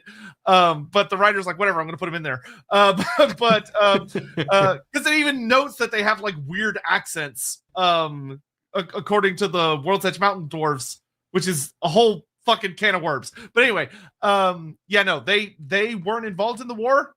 They didn't even know it happened, and they didn't care. Though, which, although with our slight reinterpretation, it would be more like this. They say, and they claim, where in truth, they were fully aware of that war, and it's their own foolish fault in the south. It should never have happened if they had proper leadership. Particularly if we go with the Hashut option, where they believe that if we go with the Age of Sigmar thing, that he's basically the ancestor god of being a king and ruling. They were like, yeah, you just ruled yourself badly. You abandoned the ancestor god who would have seen you make correct decisions. You're freaking idiots. The whole War of Vengeance is your fault. It's almost certainly the War of the Beard. Spicy! That would make them angry. I would see it very much as the Norscan dwarfs sitting back and doing the classic dwarf thing of just being very self-satisfied and just tutting. Knew it. Knew those southern dwarfs couldn't hold on to an oath. Nope. Yep. They're backstabbing liars to the elves just like they were to us. Yep. 100%. And I could see I could see deep and abiding grudges sitting between North and South that have become so deep as this millennia pass that they do quite literally refuse to accept that the other one even exists. Yep. You just don't bring them up. Dominic Lynch, question. Your thoughts on North Dwarf settlements in Nagaroth before or after the Elf Civil War? Almost impossible. In the deepest depths of hypotheticals, sure, it could be a thing. But I would be like, absolutely, probably, undoubtedly not. Because you would need to build a weird story. Yeah, that would imply that the dwarfs had good seafaring tech, or entire clans were happy to get on elf ships, which they wouldn't have been, to go all the way across the world to the elven colonies in Nagaroth and then set up shop in mountains far north of the elven colonies at the time. So I have no issues with dwarves having good, solid technology that allows them to get across the water. Not a problem at all. What I have a problem with is the desire to do so. Why? What's the point? What are they gaining from this? Why? Where is it coming from? And you could answer, but they're just like the Norse. They want to wander. If that's the case, where are all my Norse dwarf colonies all over the world? They don't exist. There are Norse colonies around the world, but the Norse dwarves don't follow in that regard. There's a difference between the Norsey people and the Norse dwarf people, and that core difference is the Norse dwarves, like most dwarves, squat. I see no reason to turn them into something that so far they've not been. Yeah, dwarves like to put down a good story. I mean, you could make it work. You could force it, Yeah, but particularly if you just basically said Norse dwarves have always been colonists. They're all over the place. I mean, the second you do that, because Games Workshop does that frequently when they redo a faction. Oh yeah, they do. And they go, hey, you know, Skeggy is actually half Norse dwarf, and then the roleplay game just goes, "Why did you do that to me?" And they go, "Yeah, Skeggy, it's half Norse dwarf. Always was half Norse dwarf. There's a whole bunch of Norse dwarf colonies down there, and the Norse dwarves have been hand in hand throughout that entire period. Suddenly, it all makes sense. And yes, you could have colonies all over the place, but that's not the story they've told so far." Yeah. So we are actually several minutes past the part I said we would get back to talking, but we're here now. Just Lorebeards. Yeah. So one of the most critical aspects about the Norse Dwarfs, we've talked around a lot of different things. We've talked a lot about the shipbuilding. One of the things that's very, very interesting, I love that, I believe 4th edition added this roleplay. Andy, correct me if I'm wrong. But one of the things they really delve into is the idea that instead of the Ungrin, which is the great underground roads that connected the original Karazhan core, so that's all the World's Edge mountains, that road did not connect like outside of the World's Edge mountains. So it didn't go to the Darklands. It didn't go to the Norscan dwarfs. They didn't have enough time, essentially. Plus, it's really hard to burrow under Not Mountain. But especially when there's a big Skaven hellhole surprisingly close to where you would be trying to tunnel through. Didn't exist then. Didn't exist then, but it's going to. But not for thousands of years. True. So, yeah. What the Norscan dwarfs have, and let's see, is Sotek going to try and pronounce this and butcher this? Hell Which yeah, one? he is. The Ungravolk, which is... I don't even know if that translates properly, but the Ungravolk, as the roleplay game says, is the great series of underwater canals. Where basically, that is new. Yeah, underneath. Yeah, it's good and it makes sense when you. It's ridiculous. It's fun though. It is. Which is basically that there's a bunch of underground waterways and lakes and things that were carved out by like glaciers and the world moving and everything underneath all the dwarf holds. And that over the course of centuries, one of the things that the Norscan dwarfs did was that they expanded these underground waterways through mining and delving and such to connect the various holds, so that instead of having a road that they would march along, they have waterways that they sail along, which is very silly. But it's fun. It's fun. And it gives them... I love it. I love it with a passion because it's it geologically makes no sense. Like almost none. It goes against the sort of terrain that Norsca and like the equivalent real world like Scotland or Norway actually has. Lakes and fjords and all of that ilk, sure. Underwater caverns of that ilk, not really a feature up there. So it's basically just created out of whole cloth. And you know what? Who cares? It's an excuse to have Vikings go round through underground canals and, for example, travel all the way from Shortraken over by the frozen sea up there, right into the Sea of Claws. Woohoo! And out we come! Yar! So this is what allows the Norscan dwarfs to A, connect the holds without having to go over land, which is very dangerous. B, allows them to have ports and... shipyards that are not exposed outward. So like if you went to Norsca and you walked around the mountains, you would never see a dwarf port because they're not out in the open. They're beneath the holds. Except for the fjords.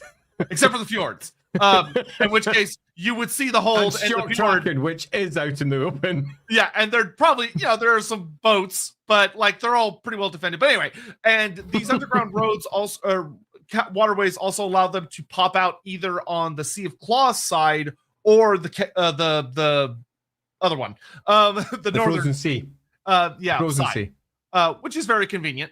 And there's the roleplay adds in a whole bunch of goofy things where they've got like these runes of illusion and runes of disguise that hide all of the entrances. So the Norse dwarfs, as far as you'd see, would literally like come sailing out of a mountain face, and it's very spooky and cool stuff. Which is, I love it. Yeah, which is genuinely a fun idea. Yeah, I mean, it's pure Warhammer. I think it's brilliant. Yeah, especially because one of the stories that they tell that I think works really well is that the main impetus behind making sure all of the holds were connected by reliable canals that could be navigated by ships carrying massive amounts of troops was the fall of Krakadrak, which, like Andy said, hilariously during 8th edition, and I cannot tell you how many aneurysms this caused me as a young Warhammer fan, the Dwarf book and the Warriors of Chaos book quite literally had a "we beat you, nuh-uh" situation. Like, that was the relationship between those two books. The Warriors of Chaos book very explicitly has a storyline called The War in the Mountains, where it even has this big piece of artwork that shows Valmir Aisling, this big terrifying Chaos Lord, fighting the king of the Norse Dwarfs, and which they rename. And it's like, oh, there's a big fight, and during the fight, the Dwarf King lures Valmir and his legion into the mountain, and once they go into the mountain, the Norse Dwarfs set off a series of explosions that collapse the mountain on top of both armies. And that the Chaos Horde was trapped in the dark with the Norse Dwarfs, where Valmir Aisling and his horde were said to go on to exterminate the Norse Dwarfs. Like, they wiped them out entirely. Then the Dwarf book came out later, because it was the later book, and the story goes, that's not what happened. What actually happened is that the Norse Dwarfs were kicking ass chewing bubblegum, and they showed up to the battle for Kislev City against Azavar Kul, where they met Thorgrim Grudgebearer, who was Prince Thorgrim Grudgebearer at the time, and they fought alongside the regular dwarfs, and Thorgrim was like, hey, you guys are pretty cool. And I've also exemplified myself because I'm Thorgrim and I'm a badass. Can I come back with you guys because we just realized y'all are still alive? And they were like, yeah, sure, come on back with us. So Thorgrim wanders back with the Norscan dwarfs to Krakadrak, which is still standing under King Thorgard Cromson. And Thorgrim goes on to be a super big badass, where he whoops the shit out of the Chaos Hordes that were attacking the Norscan groups and exemplifies himself as a great hero. And so a year later, when High King... oh my god, his name just left my head. What the High King at the time? What's something son? Oh shit, you made me forget it too. I'm too busy laughing at the silly book. God damn it. High King at the time. Who's Alaric? Yeah, Alricson. High King Alricson. There we go. So High King Alricson is dying because he suffered mortal wounds during the Battle of Kislev. So he holds this, he doesn't have an heir. So for this competition, essentially, he gives everybody a year to go off and do great feats and then come back to a King's Moot, essentially, and present their feats, and whoever is the most impressive will be the new High King. And very dramatically, at the last second, because everyone assumed he was dead, the doors fly open to the King's Moot, and in walks Thorgrim Grudgebearer with behind him King Thorgard Cromson and a bunch of the other Norscan dwarfs, who basically all walk up with all of these artifacts that Thorgrim helped them recover, and they all tell stories of Thorgrim's heroics, and it's honestly one of Thorgrim's best achievements in his lore. Pretty cool. It's a huge achievement for Thorgrim, because he basically brings the Norscan dwarfs kind of back into the fold, and they're like, we like this guy, he should be High King. And High King Alricsson goes, I'm sold, my nephew is now High King.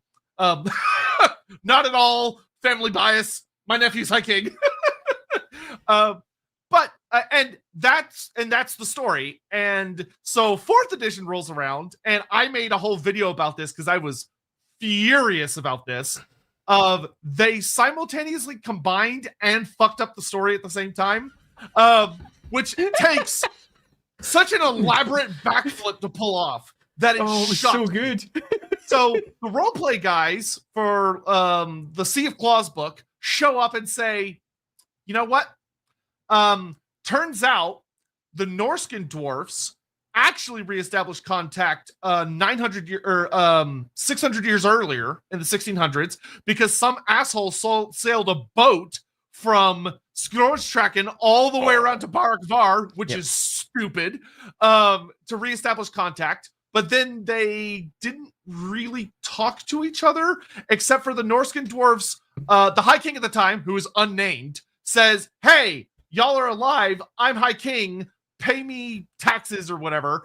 And they say, we only recognize Grimnir as the High King, even though Grimnir was never a High King. He's never a king. Grimnir is ever. not the god of kings. He never. Nope. His son, Snorri Whitebeard, was the first High King, not Grimnir. So the Norse Dwarves just lied. The first High King that's recognized by the Carachancore, but possibly it was a shot. Yeah, sorry. The first acknowledged High King that we know of at the moment, but there is an ancestor god of kings according to new lore, but that's a whole thing we'll get into later. Yeah. And so you go, oh, well, okay, that's weird, and sort of like causes a fight between them that would have been much better solved by discussing that there should have been a fight many thousands of years before that, but whatever. And then you get to the part about Thorgrim, and the book says, oh yeah, the Norse dwarves think Thorgrim's a twat. They also did not show up to the battle for Kislev City. The Norse dwarves stay out of it. They had nothing to do with it. They don't show up. Thorgrim never meets them. Thorgrim does nothing to earn the role as High King. He's just given the role of High King. So Thorgrim looks like a fucking ass in that book, which made me furious because it ruins Thorgrim's story. And it also gives the Norse dwarfs no reason to reestablish contact, like friendly contact. There's no reason. They never helped them, so why do they care? So the book makes it where the Norse dwarfs basically hate the Carachancore dwarfs and don't want to talk to them. And the one thing they did well, I will give credit where it's due, the one thing they did well historically is they massaged the Valmir Aisling story of that Valmir Aisling does destroy Krakadrak. Well, he fights King Thorgar Crumson's father, King Crum Silverbeard, I think. And Crum Silverbeard is the one that gives the order to collapse the mountain, which buys enough time for Prince Thorgard Crumson to lead a bunch of refugees out of the hold through the canal system. And they escape to Ravensdrach, which becomes the preeminent hold. And the king, Silverbeard, is believed to die in the darkness and the depths fighting Valmir Aisling. But importantly, Valmir Aisling also dies. And he doesn't, like, the Chaos Horde does not escape. They are trapped down there. And now the story is that King Thorgar Crumson, very similar to King Belagar Ironfist, has now led a new force to the ruins of Krakadrak. He's retaken the upper deeps, and they've built a new fortress on top of it, and now they're working their way down to find what horrors await them in the darkness below in order to retake their home, which is great. Yep. That's just great. I think the resolution is great. I think everything else is pure bullshit. Ruining Thorgrim's story. Oh my God, that makes me so mad. Yeah, it makes me, and that book's proliferated with little details about the Norse that just makes you go, wait a minute.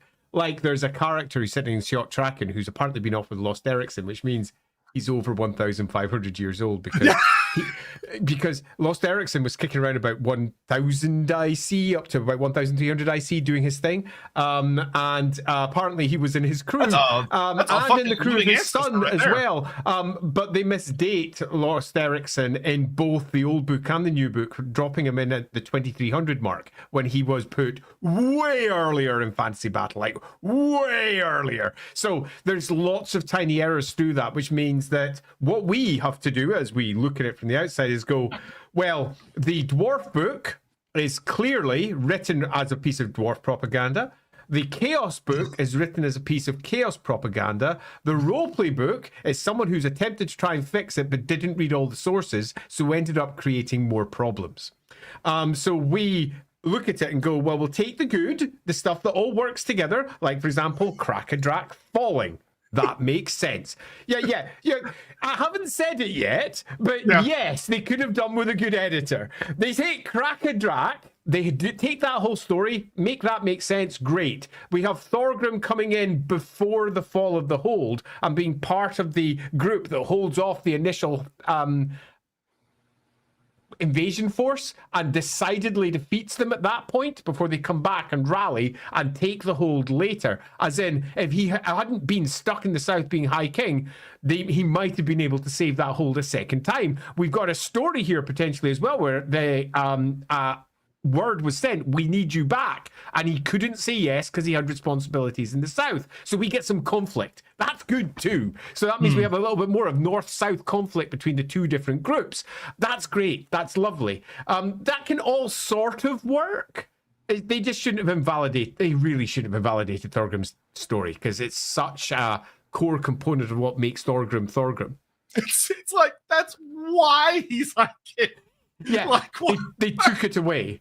And what for all we've been complaining earlier in the stream about how they divide between the Norse dwarves and the Karaka dwarves and the Karak dwarves, if you will.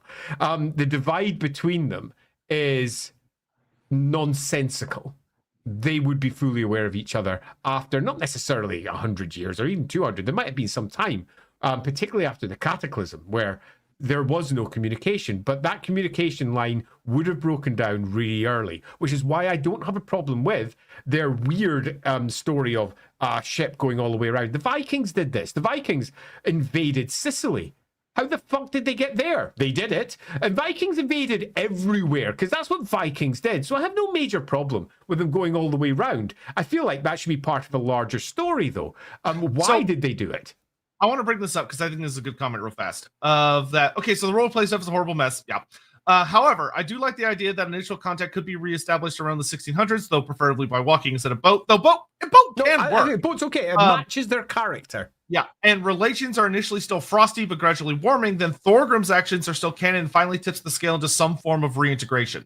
I think I actually prefer almost the opposite, which is that the relationships were just as icy. And it's a single example of one attempt to try and re-establish communication. It could even have been a rival line to the High Kings of the North, because they probably would have had one.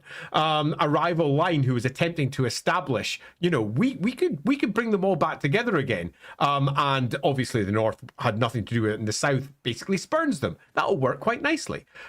We could have multiple examples of that through time because dwarves are ultimately practical. There'll be some dwarves who try to get over it, and other dwarves who are exceedingly stubborn, who refuse to get over the issues. I mean, we've got a nice story potentially building there, I think.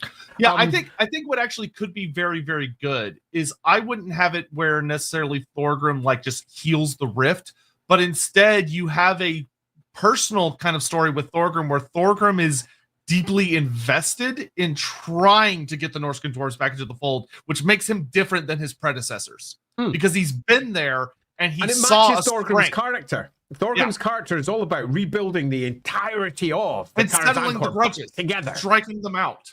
Yeah, absolutely. I think that's arguably a very important part of Thorgrim's character, and it reinforces that. So it's a story we don't want to lose because it speaks to his character. I also want to just put a very small bring up of a tiny comment, which I've now lost. Here we go. The Martin Canal, and I pronounced it wrong, Martin or whatever, in Paris was completed in 1825, so very doable by Dwarven tech. There's a big difference between a canal that's underground in Paris and a canal that goes from London all the way over past Moscow, because it's that long and longer. The canals are proper mental, which is why I laugh about them, because they are stupendous works. Magic. Because a canal is fine, but water, it has to be consistently flat or an enormous amount of locks, or it's just going to be hard. Something really hard. Ice Dragon carved out caverns that magically do that. Some bullshit. Yeah, the second you say cavern, I mean, does the ship come in up there, fall down, go back up to the other side? What happens? Yeah, masterful dwarf engineering. Some. Don't worry about it. It's genuinely funny because the practicalities of it are intensely not just difficult but gargantuan, and when you compare that to say the train tracks that they were trying to build from the car up through the World's Edge Mountains, arguably much easier because train tracks can go up and down. Yeah, I will say that if someone wanted to go crazy with it, that would be a very fun way to showcase how Norscan dwarf engineering is very good, but it's very specifically focused on certain things. Yeah, I agree. I'm not super against fun. it. To be as blunt as I can be, it's stupid, but I love stupid for Warhammer. It is the sort of thing where I want to get into it and make it all make sense. Because as it stands, with just a few brief sentences, they basically said there is an impossible thing that makes absolutely no sense, and it's there, and it just makes me go, I want to make it work. I want to make it work. I want to make it work. Because that would be awesome. Ricky Chapman. We met some. Oh dear. We met some Norse dwarfs in Wolfrup. We were helping hunt the remains of Arik Demon Claw's army, and a nasty giant chaos spawn attacked him. We distracted it so the Norse dwarfs could get a bolt thrower ready, and they punched a hole in its head. Great. Awesome. No notes. Good stuff. The commentator. I like the idea priests of the Norse version of Shalia are more than willing to shiv a fool. Well, so there is the... to be fair, the Kislevites have a god of healing called Saliak, who is very similar to Shalia, except for she is not a goddess of mercy. She is a goddess of healing, but she is a goddess that if you're an idiot, she will not help you. Like, if you get yourself hurt doing stupid things, she's not going to heal you. And she's also a goddess of bears, so she's much more okay with you stabbing someone than Shalia would be. Interestingly, though, she was just Shalia before, and she was a goddess of healing, and Shalia also refuses to heal a whole ton of people. That's why people have to pray for mercy, because Shalia often just doesn't provide it. She is not a bleeding heart, as many describe her. She is someone who is deeply vindictive, and has a deep enmity to Nurgle, and happily murders them. Happily murders Nurgle cultist. Yeah, Shalia actually has various exceptions in her strictures that are not super well known, but she's also surprisingly kind of a bitch. I actually think the Archaon story handled it really, really well. If you ever read the Archaon book, where there's a scene where a Shalian accidentally kills him, and it's admitted by Be'lakor that this Shalia just saved the world, but Shalia also unleashes her wrath on the woman that just saved the world by killing Archaon. It's very good. I remember having a discussion with a writer about this, and I said, remember that Cain is her uncle. Cain is her uncle. Mor is her father, the god of death. There is more going on here than is immediately apparent. Yeah, but that being said, to our knowledge, the Norse did not take Shalia with them into the north, if Shalia was even around at that point. Shalia was a classical goddess and wasn't a part of the standard pantheon at that point in the north. So Shalia couldn't have gone with them, but she could have been imported later. Yeah, so if you believe Soliak was around at that time, they might have had Soliak. She wasn't. By the standard, because Shaliak came along with the other tribes, so didn't come with the Umberigans. Umberigans were coming on that route, and that was 1,000. I mean, it's all like it's about 1,000 years out of time. Yeah. That being said, in the north, healers stabbing the shit out of you is not going to be that surprising, to be frank. Yeah, absolutely. Especially because in that case, the Norse might have taken a lot of their concepts of healing from a goddess angle from Valea, and Valea will fuck up a fool. Valea will beat your ass. Stephen Lucas, Tides of Torment reveal Norsca get a new dwarf unit. Honestly, that wouldn't upset me. As long as they did it carefully, they probably wouldn't, which is why they're not going to do it. I'll put it very bluntly. They just wouldn't do it because of the version of Norsca we have. Now, if you're playing Norsca and you want to role play by making an alliance with the dwarf faction, and you're like, oh, well, these dwarf allies I just recruited are Norscan dwarfs, great. Yep. But the only way I could see us getting true Norscan dwarfs, like Norscan berserkers, or dwarf berserkers as a unit, that seems likely. Would be that actually seems likely because they're a thing that's even mentioned in the army list. Yeah, the only way I would see them arriving into the game would be through a Dogs of War DLC that brings in like lots of mercenary type units. Yeah, seems fair. Blood person, would Dawi Weird or Dwarfs of Ice be a good name for the Norse dwarf, similar to the Dawi Zar? It's not terrible. Yeah. I mean, it's not bad, but it does define them as ice, where they are more typically defined as drunk and seafaring. Yeah, I would almost be more inclined to call them sea dwarfs in Kazaland, especially because when you read about how the Karazankor dwarfs feel about dwarfs that get on boats of their own volition and cross water of their own volition, they would think the Norsca Dwarfs are fucking crazy. Like And being it called a could sea. And it could even be the source of much of their dislike of the sea as well. Yeah, that would actually be quite fun. The antipathy between North and South, so that'd be quite fun. Yeah, that would be really fun too, because the term Sea Dwarf would be funny, because from a Norse Dwarf's perspective, it would be a name of pride, but from a Southern perspective, it would be an insult. Yeah, I agree. There could be something in that. Rock 6000, I love more diverse dwarf culture, but don't the Norfs seem a bit tame for living that close to the Chaos Ways? Is it all dialing up to 11? Is all the dialing up to 11 AOS now? So it's just a lack of detail rather than anything else. Yeah, and what I would say to this is they are as Games Workshop has started to look more and more at the Norse Dwarfs, it seems that they are defining them as they had methods to repel chaos very successfully. But there are also little mentions of things where their cult, like if the Norskins, which seems very much to be the case, it should be the case, derived a significant amount of their culture from the Norse Dwarfs, then the Norse Dwarfs, a lot of that craziness that we associated with Norsca comes from the Norse Dwarfs. Yep, agreed. So, like, they are willing to, like, they are monster slayers. They are willing to go out and face chaos hordes and beat them.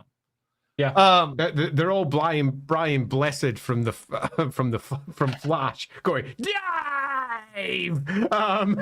Yeah, they're proper crazy, and I quite like that as a core character, because the dwarves are often portrayed as reaching that point whenever they're particularly emotionally invested with a situation where I think it may be their baseline. Yeah, you know, where this might be more a situation where we think of standard dwarfs as being very ordered, close rank, big shields, heavy armor, all this stuff. The Norse dwarfs say, no, we attack. We go out and we mess people up. Yeah, perhaps they view their warfare in a far more Grimnir fashion than the rest of the dwarves, where Grimnir is often the first slayer, viewed as an ancestor god of war, but not necessarily someone they would follow the sound tactics of. They've got their kings for that. And yeah, they might be a much more berserker force. Take it to them. Let's see. Hammond, the Northern Belthani yelling at the invading Norsey. Skyrim belongs to the Nords. Well, the Norsey and the Belthani supposedly got along fairly well back in the day. They did. They were fairly peaceful tribes. Which is tragic. It is. Rock 6000, how would interacting with a Norf differ from others? They are so not in a goofy sense, but in a genuine sense. Compared to a regular dwarf, they would likely appear like party animals. A much more that's an interesting way to put it, but yeah, much more happens when you got a sane slayer. Yeah, like they would. If you had dealt with a dwarf and you met a Norscan dwarf, they'd probably have a very different accent.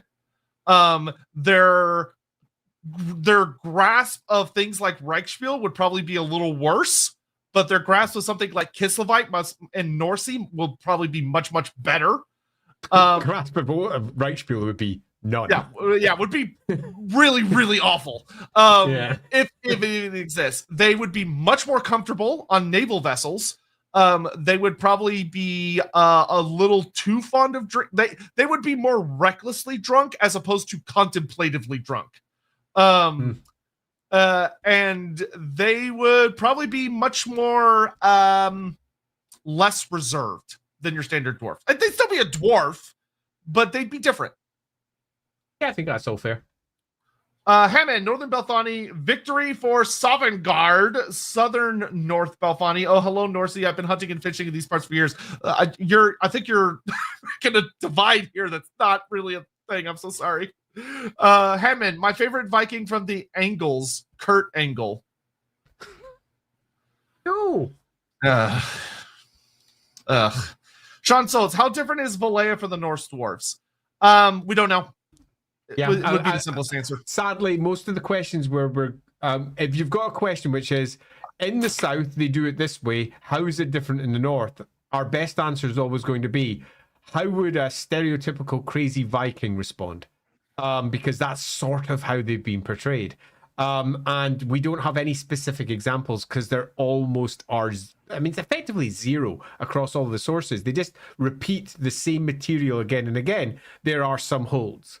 They have got berserkers. Later on in the lore, those berserkers are actually slayers. And they're crazy, man. They shave off all their hair.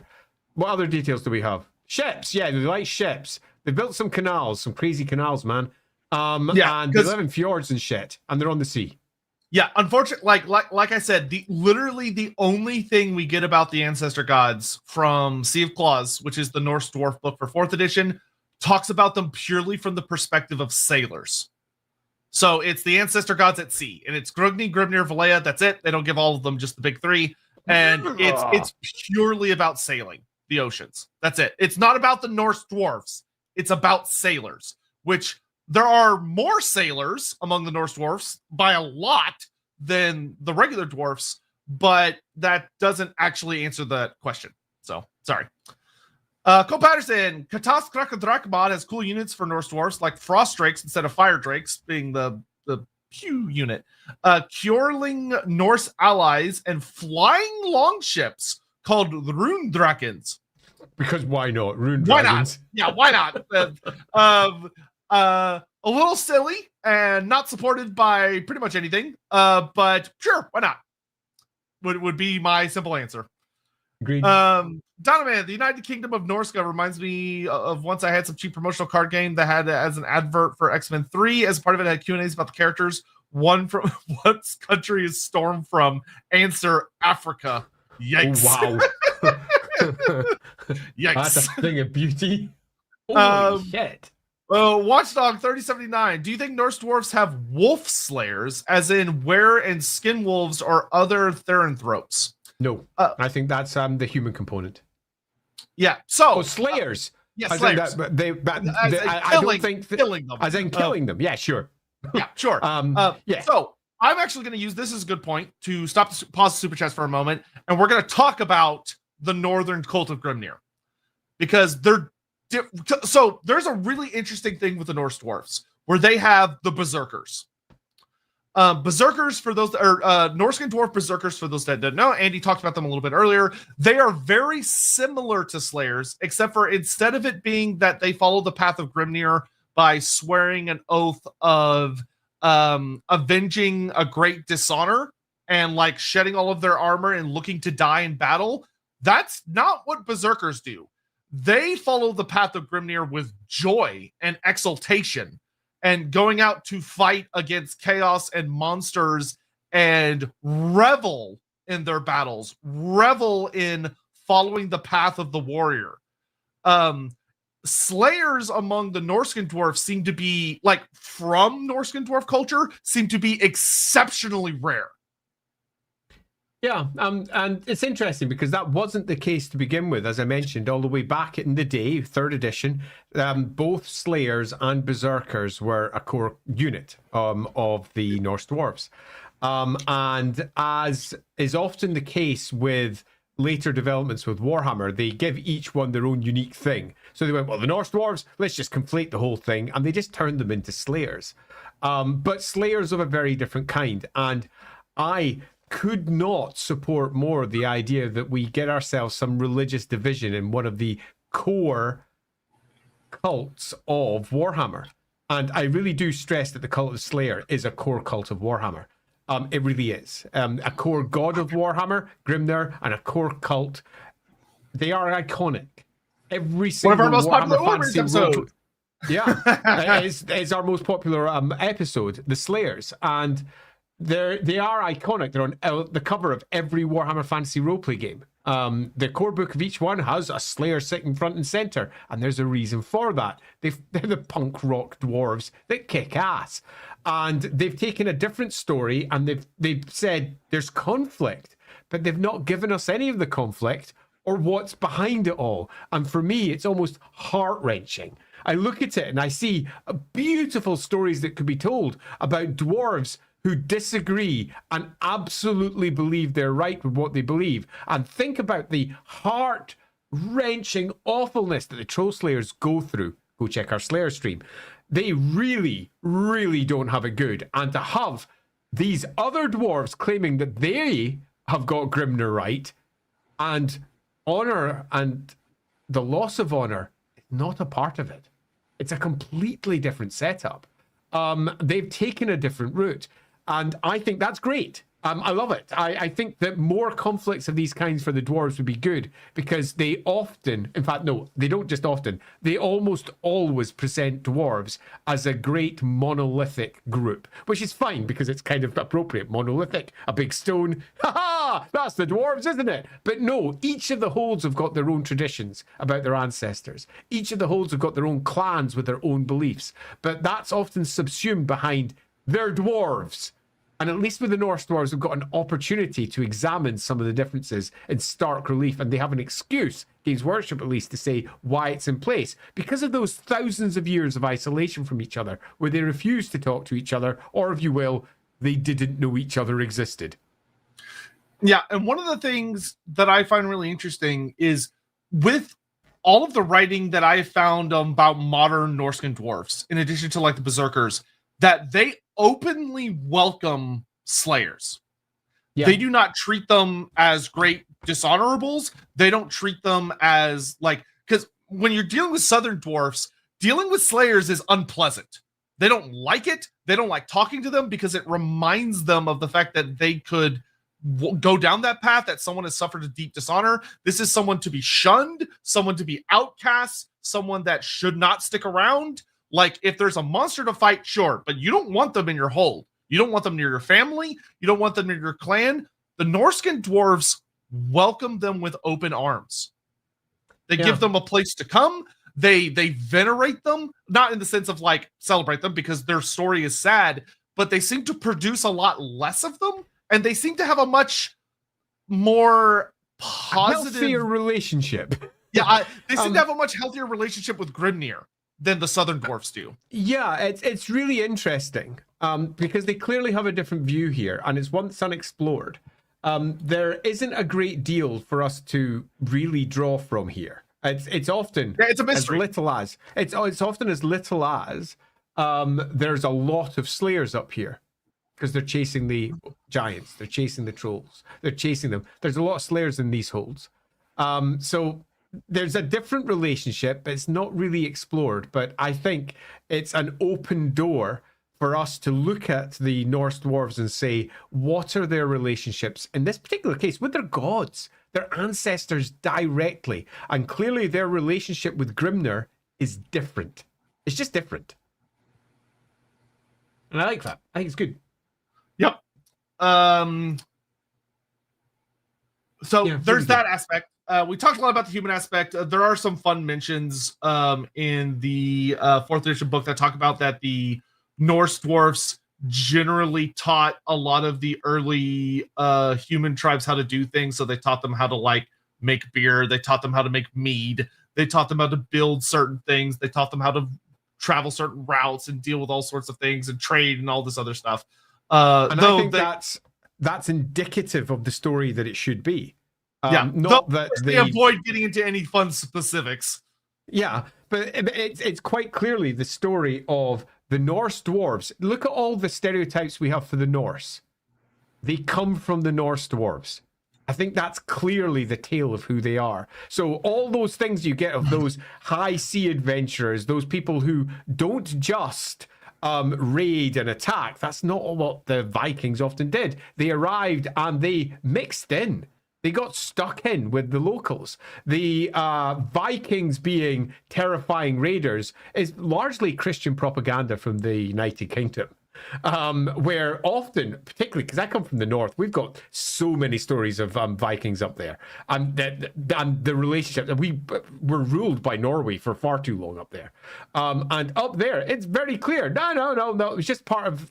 They were just another group, and we were there. The country was split between them. They weren't at war with each other. They weren't raiding all the time. They did have some issues with some people, and yes, some of the stereotypes for individual groups were true. In the same way that you could look at any group and say that there is some extremists that are doing some extreme things involved with them, and you can say that about any group. But they were largely settlers and traders. They were cool people who obviously warred just like all people do. So they were uncool in a variety of ways too. But that seems to be the core traits for the Norse dwarves. They're very unlike other dwarves, right down to how their holds are actually described, where we've got ourselves open air components at the very top. They're doing their primary meetings in open, not in a hold underground. They have all the underground parts too, but the main meeting halls where they meet with others are actually outside. Big long halls made of wood and stone. Yeah, all of the Norse dwarves have an outside component, like Carragate Peaks, which was considered weird by the other dwarves in the south. Indeed, and in many respects, you could even say that might have been the norm at one point, and before they squirreled down during the cataclysm. During the cataclysm, they had to go down and stay down. But maybe they didn't here. There's a different story being told. You might and also I think argue that's super important. What could be interesting is you could maybe even argue that it wasn't the cataclysm, it was the War of Vengeance, where because of the dragons, the southern dwarves could not have open air areas anymore, and it just fell out of favor, especially with the Goblin Wars immediately afterwards.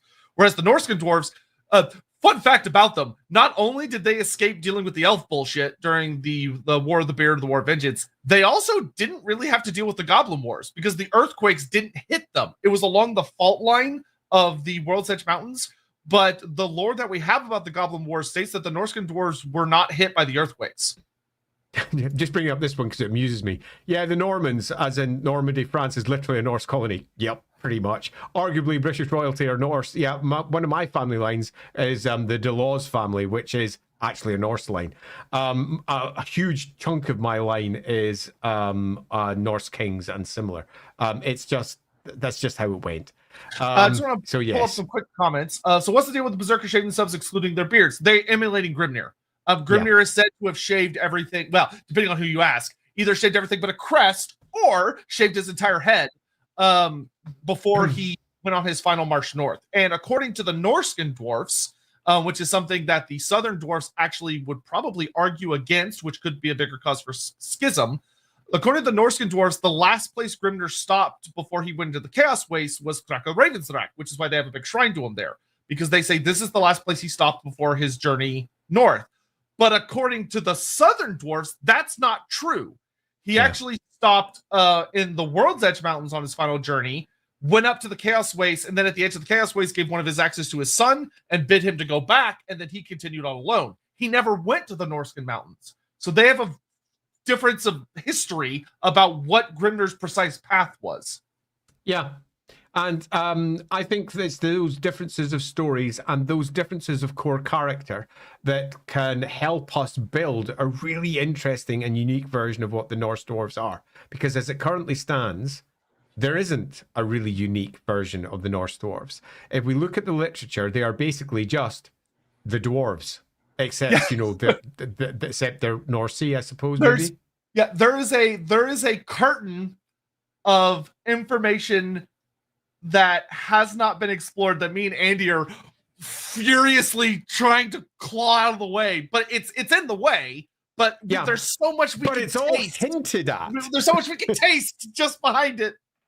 Right, given the hour, I think we should probably go into the primary 4 holds we have detailed and what the old world has to offer as well. Do you want to do like 5 or 6 super chats first and then do that? Yeah, let's do that. Okay. Because I think it's pretty important to get through our given the Northern Irish accent. Interesting, Bones. You could. You could. It's not how I do it, because Northern Irish is about as far away from where they are in both real world and also linguistic. But yeah, sure, why not? Yeah, I will always laugh and never get over the fact that the Empire is so heavily German inspired, but they all have British accents. That will kill me for as long as I live. There is no German accent in Warhammer Fantasy. It doesn't exist because they all got turned into Brits because they're the main characters. True fact. Meister Short Ginger is the Swedish chef, a Norse dwarf. Bjork. Yeah, that sounds like Kozil. It actually does. It does. It genuinely does. The Norscan dwarfs shut their doors. That they did. Donovan, okay, I know this stream is trying to make things work. However, thinking the Southern Dwarfs are dead is one of those things I'd be like, yeah, no, that's being retconned. Unless you change the actual belief of dead to us, and humans have misunderstood what's being said and conflated what they were saying. We'll have to see with the old world, because the old world, they're just on the map. What? I'm actually going to disagree here.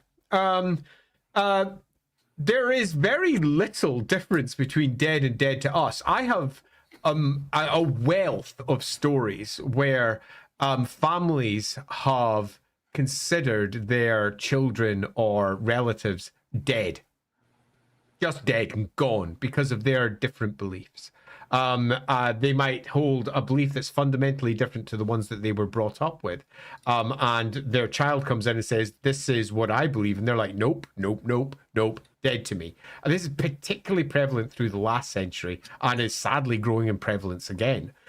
So I don't have a problem with this at all. In fact, it can even be used as a particularly good prick at the ridiculous nature of holding such beliefs and how damaging they can be to families. This north-south divide is a divide that has popped up across the world in various cultures as they have split and families have been broken. US, yeah. Okay, or let's do another one. Korea. Okay, an absolute horror show of a mess. Okay, here, dead to us, I think works really rather well as dead. I don't think you necessarily need to change any belief there, because that's how humans can do it, and we're nowhere near as passionate about our traditions and our belief systems as the dwarves are. It's almost fundamental to their character, and to have somebody actually challenge that is too much for many of them. I can see this working really well. I just want to bring up this meme that someone put on Twitter during the stream. If y'all do that and you at me and they're funny and appropriate for stream, I will show them. But I'll just let you. There are no Dalmatians out. There's only us. Why do you hate me, brother? But you spelled dwarves wrong. I'm taking off the dwarfs. Screen now. Yeah, I gotta take it off the screen now. He spelled it wrong. All right. Jake Wu has an interesting comment in chat. That is so not helpful. Evan, thank you so much, bro. This was an hour and 10 minutes ago. Sorry, Jake, we missed your comment. Yeah. Norse Dwarfs stole the High King's Helen of Troy. Ooh, I mean there could be a story there. Yeah, there could be. Although I would be less interested in telling a love story with dwarves than I would with a whole host of other things. I would prefer pride getting in the way of good sense. Yeah, we do actually have a surprising amount of fun love stories among dwarves if you go through Black Library books. Yeah, agreed. Calentier, Marathi caused the dwarven schism. No one can resist that chest of gold. Boo! Boo, I say. Boo! David McCazid, what would a Norse Dwarf Blood Bowl team look like? Hilarious. But it would basically be like, if you go look at the Blood Bowl rules for dwarfs, a short Norse team. Yeah, basically take the Norse team, take the dwarf team, get rid of the Yeti, and slap the rules together. Hammond, a Viking's favorite card, Fjord Focus. Ugh. That was better than your last one. That was better than the last one. Donovan, you say it goes against the Vikings. Oh, yeah, okay, yeah. I think you. Apologies, my prior comment was before you addressed that on YouTube comment saying the same thing with your words. Thank you. Cinchmeister, we need a beardy soulbound dev for the hat trick. I'm sure we could get one at some point. Dwarves always use an F, so F dwarves. Yeah, I see what you did there. Okay, two more and then we'll get into the actual holds. 5'78". The shorter than average fish people aren't dead. They're just pining for the fjords. Such lovely plumage. He's just pining for the fjords. Yeah, quite. Oh, good lord. JRR, counterpoint. We have no idea what was lost when the Realms of Chaos was formed, and it has been growing over the years. If there could have been a land bridge. I feel like we would have heard about it, and one of the dwarves would have commented about it. It's possible. Yeah. I don't disagree. And my answer to that is I want a cataclysm set of books. Man, there you go. I've gone from just simply thinking it's a good idea at the back of my head to actually actively wanting a set of cataclysm books. The old ones are gone, so we don't need to worry about transgressing that old one barrier, which I think should never be transgressed. They should always be in the past, always. We have some of the most epic characters that the Warhammer world has to offer doing their thing, and most of the factions are good to go, except for Sigmar and his stupid empire, and I'm quite cool with that. Yeah, love Sigmar, but in this case, fuck them. We don't need them. Yeah, totally. We don't need them. And no Nagash. It's a different world. That's good. I like it. Yeah. God, it could be so good, and you got like 800 years or something to work with, or 1200. I forget. It's between 8 and 12. But it's like you have so much. Just to bring it's up Wellington's 1200 years actually, because we get to watch Croak. Yeah. Yeah, which will be heart-wrenching, hopefully. We get to see Krokar get his arm ripped off. We get to see, like, the elves go from what was life like for the elves before shit hit the fan. We get to see gods walking the world and probably just looking like elves. All right, let's move on before we get ourselves spinning the tail round in weird ways. Too excited here. Talonman 95. So in theory, you could add those canals as another sea lane for Warhammer 3. Yeah, absolutely. Definitely. And a sea lane that probably can only be used by the dwarfs and maybe the Norse, depending on how it gets pitched. Yeah, granted, it would be a very short sea lane. Like, you're not actually shaving that many turns off. So, like, I can see why they don't necessarily want to do it, because it's not really that much of an advantage. You're not going to do that much. Yeah. Yeah, but anyway. Avani DK, with the Norse Dwarf ports look kind of like the U-boat pins from World War II, with the entire port being inside a fortified building with big gates that can be closed to, perhaps even being somewhat camouflaged. Probably. Yeah, with a mixture of runes make it even better. Yeah, and, yeah, I think that's fair. And in some respects, Barak Var is half mentioned to be not entirely dissimilar to that too. Giddy Gronson. Oh, you're back. I meant Grumthikas. Oh, you meant the ancestors' halls in the afterlife. Now it all makes sense. Yeah, honest to God, we should have got that one. I don't know why I was thinking of a physical location. Me too. One question. I just got thrown. Is it possible that the Norse dwarves have an unknown ancestor god, like a child of Grimnir? Yes.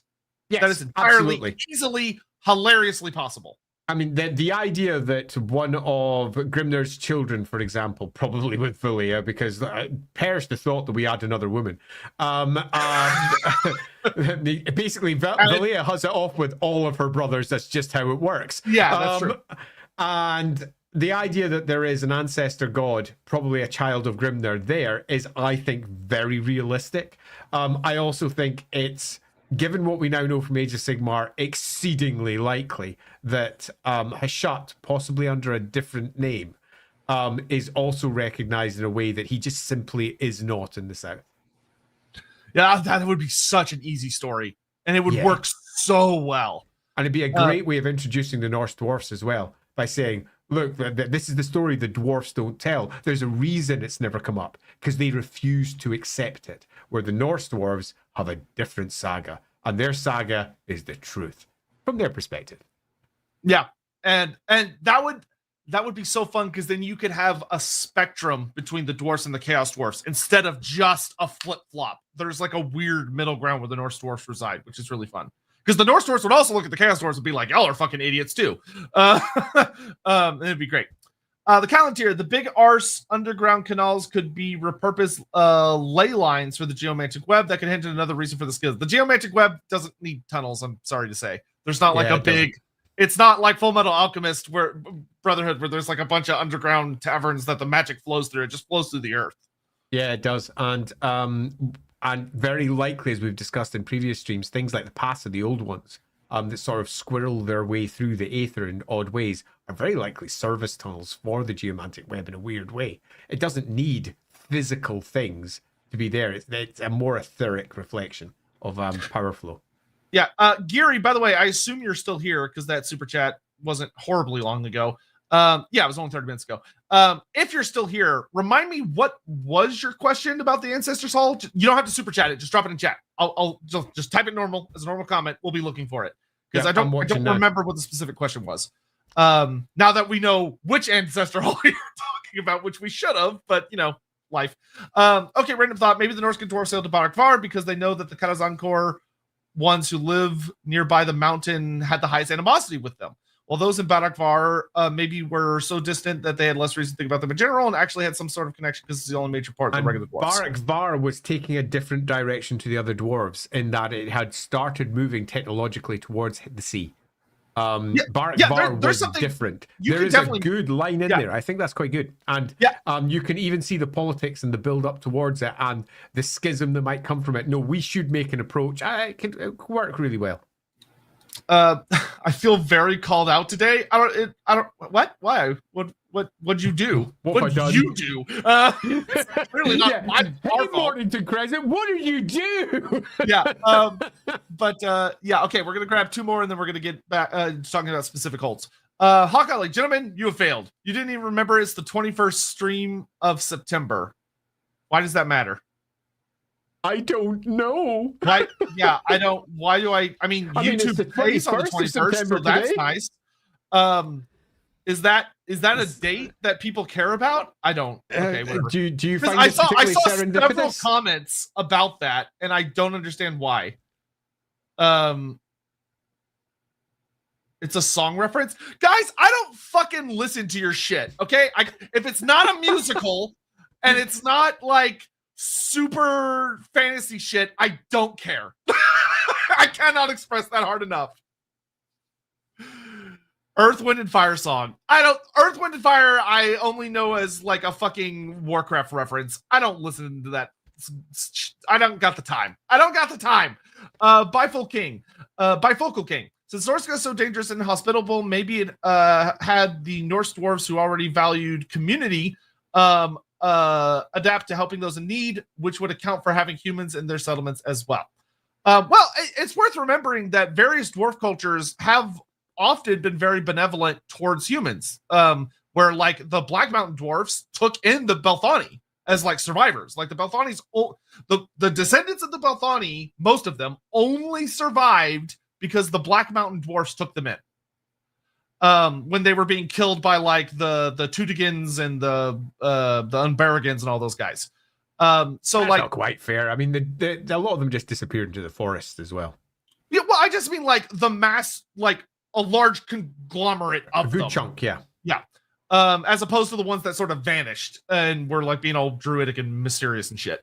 You can't forget the druidic mysterious shit. Yeah. All right, so the holds. There's only 4, so this part's pretty straightforward, not too hard. And one of them is technically dead, sort of, basically. So the 4 holds, we'll start with the easiest one, which is Krakadrak, the dragon hold. So Krakadrak used to be the biggest one, used to be the wealthiest, the strongest, yada yada yada. Obviously, it suffered terribly at the hands of Valmir Aisling, who was one of the big commanders of Azavar Kul. So just like if you're familiar with like the Storm of Chaos we talked about last week, how Archaon has like a bunch of lieutenants, Azavar Kul also had many lieutenants. And one of his big lieutenants was Valmir Aisling, who came from the Aisling tribe. And he led a large amount of Azavar Kul's army to attack the Norscan dwarves under Kul's instruction to specifically stop them from reinforcing the Kislevites at Prague, which worked devastatingly well. Because not only did he obliterate Prague, but Krakadrak was also so horrifically sieged that King Crom Silverbeard felt there was no choice but to pull off a fairly badass, but also kind of classic dwarf move of literally bringing the mountains down on top of both sides. Which also prevented Valmir from reinforcing Azavar Kul's army, which if he had, meant that the guys that went to Prague and then chased after Azavar Kul's rear guard might have had a force behind them that could have changed the whole course of the war. I don't know if there's anything you want to add on that, Andy. That one's pretty straightforward. Not at all, because I was in another world. I was listening to Earth, Wind, and Fire. Good Lord. All right. Because I had to find out, do I know this song? I know, not only do I know this song, I know all the words except for the 21st night of September, which I've been singing wrong my entire life. I was like, do you remember? And I was like, oh, is that what the line that is? Song. I know that song. It literally made me laugh, and so I heard nothing that you said. I was too busy laughing at myself for getting the words wrong to a song. I only know that song from the fucking like VTuber anime memes because there's like a bunch of memes about it for some Gundam show. Because I trust him implicitly. Yes, everything Sotek said is absolutely right. Crack a drac. There you go. Yeah, cool. And thanks to the new lore, which is super. And to be fair, the underground fighting is said to have lasted for 88 years, which is crazy. Of the fighting down in the tunnels, and a good population escaped, led by King Thorgrim Crumson, or Prince at the time, but now King, who has now led a force back and is basically Norscan Belagar, if you want to think of it that way. Yeah, basically it. It's a nice way to fix the slight inconsistencies between the army list and 8th edition. I think this particular part works well. It gives us a nice wee story for Crackadrak. I kind of wish that they hadn't sacked the only hold that they'd actually named in the army game. It's really funny if you go through all of the books from the studio, or if you go through, say, Grudge lore, or any of the other Black Library books, the other holds don't exist. They're just not there. But they are mentioned like this. There's lots of other holds. What are they? The Northern Hold of Crackadrak. And that's it. In the roleplay game, it will add the other 3 that we're about to move on to. But I think if you're out there thinking, how can I use them? You could easily add another 10, 15. Equally, you could add 10 or 15 and sack them. All of them. Yeah. Oh, yeah. And if you go to theoldworld.com, they are nice and pretty on the map. And they have some of them have slightly new locations, and they look really nice. The Norse Dwarf area looks really good. Next, we have Krakow Ravensvac, which is Raven's Roost Hold, which implies that they should have a very strong relationship with ravens that is not expounded on at all. There is no explanation for why the hold is called Raven's Roost Hold. Like Dragonhold makes sense. Odin's got a couple of ravens, right? Let's make a Raven's Hold. Woo-hoo! Yeah, there's a story there that has to be told. No other way of putting it. There's a story, it has to be told. Yeah, so, which, for those curious, Skjoltraken is not a hold, it is just a port. It used to be under the domain of Krakadrak. It actually survives the fall of Krakadrak because Krakow Ravensvac takes it over. And augments its own fleet. But Krakow Ravensvac is the featured hold in the Sea of Claws book, so it got a lot of really fun stuff added. So like the King and Queen, a bunch of various things about it, its council, all those things. But the most important thing is that it is now the biggest hold. And it has the largest shrine of Grimnir among the Norse Dwarfs, and they genuinely believe it's the last place he stopped. So it's the main cultural foundation of the Berserker cult, which is the cult of Grimnir up there.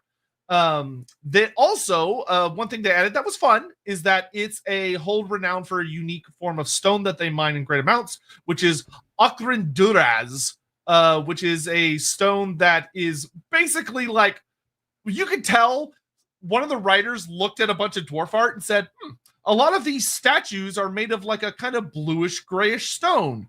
What if I just made that a type of stone that's unique and found mostly only in this hold? Genius. And you go, sure, why not? Whatever. Why not? All right.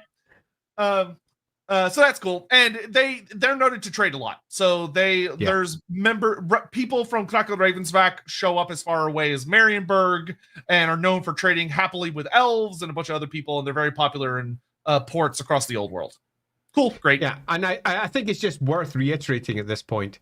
They're dwarves who trade with elves, and they have no problems with elves at all. The stereotype between the elves and the dwarves is purely a stereotype for just one faction of dwarves. There are more dwarves in the Warhammer world than the ones that we're used to always seeing. And this is a clean example of that. And they very much do not follow the standard tropes that we're used to seeing for dwarves. That Elgi scheme is not something that they're going to be bringing to the table.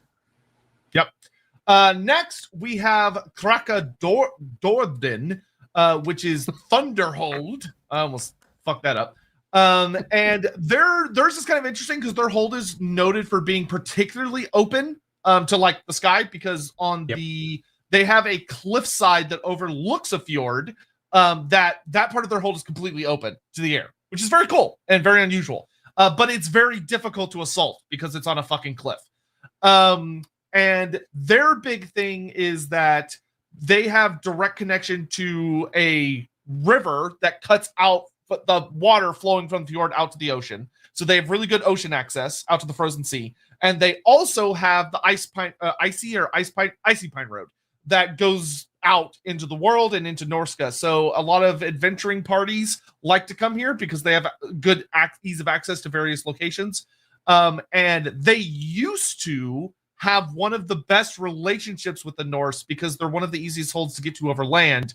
But since the Great War Against Chaos, according to the roleplay text, which this very well easily could change in the future, relations have heavily deteriorated since the Great War, and they've been very heavily leading raids and campaigns of aggression against tribes like the Aisling tribe to make sure that they don't rise to power again, which is spooky and kind of interesting. Also, these are the goofballs that have some random adventurer who has sailed to Lustria at least once with good old over 1,000 years old. Yeah, which is, it's whatever. I think it strikes me that it's probably Alfred that wrote that bit. And I think Alfred was going by his own datings, which would make him about 200. That seems fine. But sadly, the character that he references has significant mentions for being, 1,000 years dead and the founder of Skeggy. Yeah. And you also have the magnificent Sven Hasselfriesen, which is just a really fun dwarf character who's also fairly old. Magnificent Sven comes from 2nd edition, Warhammer. Yeah. Last, but certainly not least. Magnificent Sven is 1st edition. Oh, well, he stuck around.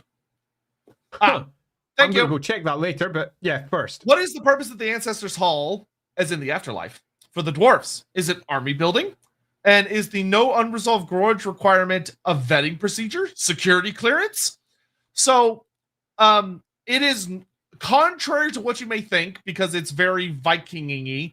It is, to my knowledge, never stated anywhere that they are meant to come back for some great battle. They do in the end times, but that's not the purpose of the Ancestors' Hall. The purpose is simply to be somewhere that you go when you die to be with your ancestors, your loved ones, and to feast and enjoy. To be happy. Yeah. It's kind of just heaven. I think that's bullshit. But that's the case. I think this is just a piece of classic lack of writing more than anything else, where they've not sat down and gone, what is the deep cultural impact of the ancestor gods upon the dwarves, and what is it that they believe is coming? And Warhammer is an apocalyptic setting. It has always been. It starts with apocalypse and ends with apocalypse. And the story has, for its end, been pitched originally as it's on the edge of it and it will never come. And it turned into, no, actually it comes. Which means that when one is supporting that core theme, our afterlife should always have that question posed. What happens in the afterlife? And what happens when the apocalypse comes? And do we go full Valhalla here and have the fuckers come back for the battle of the gods? Yeah, and according to the end times, the answer is yes. They go full Valhalla and they come back. And because they do that, then why the fuck isn't that a part of their core belief system? Because it should be. Because dwarves are very practical, and that's their if they came back and they were expecting a sweet afterlife, they'd be pissed. They wouldn't fight. They're so fucking stubborn. They'd be like, what am I doing back? I was in heaven. Fuck you all. Because dwarves can be a little bit stubborn sometimes. It's kind of important that we reinforce their character with the stories we tell. And if we basically say, yeah, we promised them a perfect afterlife, but they came back with a shit one where they all die and they all take it happily, it makes the dwarves look like idiots. It makes their belief system look foolish. The whole thing is a bit daft. I think it needs to be just rewritten nice and cleanly. I will say the Ancestors Hall in Age of Sigmar is a very important piece of the story and is genuinely fucking awesome. Because it's rewritten as the one place Nagash cannot touch. And it's a fortress is what it is. That guards the Dwarven Dead. and it's fascinating. It's genuinely fucking fascinating. So but we don't. Hopefully we've answered your question a bit. In that it's just an afterlife where you know chill Only out, took us- but it shouldn't be. Yeah. On to our last hold. We have this one is the spookiest for me. Kraka Ornsmotek, which is Eagle's Peak hold. Super fun. And this one is actually not in the Giant Home Mountains. It's in a different northern mountain range, which the Old World has kept consistent, which is known as the Jagged Tooth Mountains. And this place, to put it bluntly, kind of sucks. Now, the hold itself is great. And it is one of the wealthiest holds among the Norse Dwarfs because they lie on apparently the largest gold vein in all of Norsca. So they have massive amounts of gold. The problem is the monsters and the Norskins in this more northernly part of Norsca are particularly inhospitable. And it is a hold that has deep, terrible threats. But so far, they're doing pretty good for themselves. Yeah, it's a northern hold on the northern side. Well, okay, northeast, I suppose. On the northern side of Norsca. I remember when I was doing the map for Norsca a bajillion years ago for the Tome of Corruption, and there was a discussion as to whether we should include these four. All of them. Oh, I should also note that they also have large amounts of access to diamonds and obsidian. They mine a ton of obsidian. Yeah, obsidian. Is cool. Yeah. The obsidian detail is super important because it's one of the reasons that it could probably survive in what is almost certainly a far more magical region than any of the other dwarves who are further south have to deal with. We are super close now to taking that extra step into those dreaded chaos wastes that lie just across the sea, because you got the Sea of Chaos there, the frozen sea on the other side, and it's just across the water, and you're in hell. Yeah, if you look at them on the Old World map, they're like right on the cusp of the Iceland territory, which makes sense.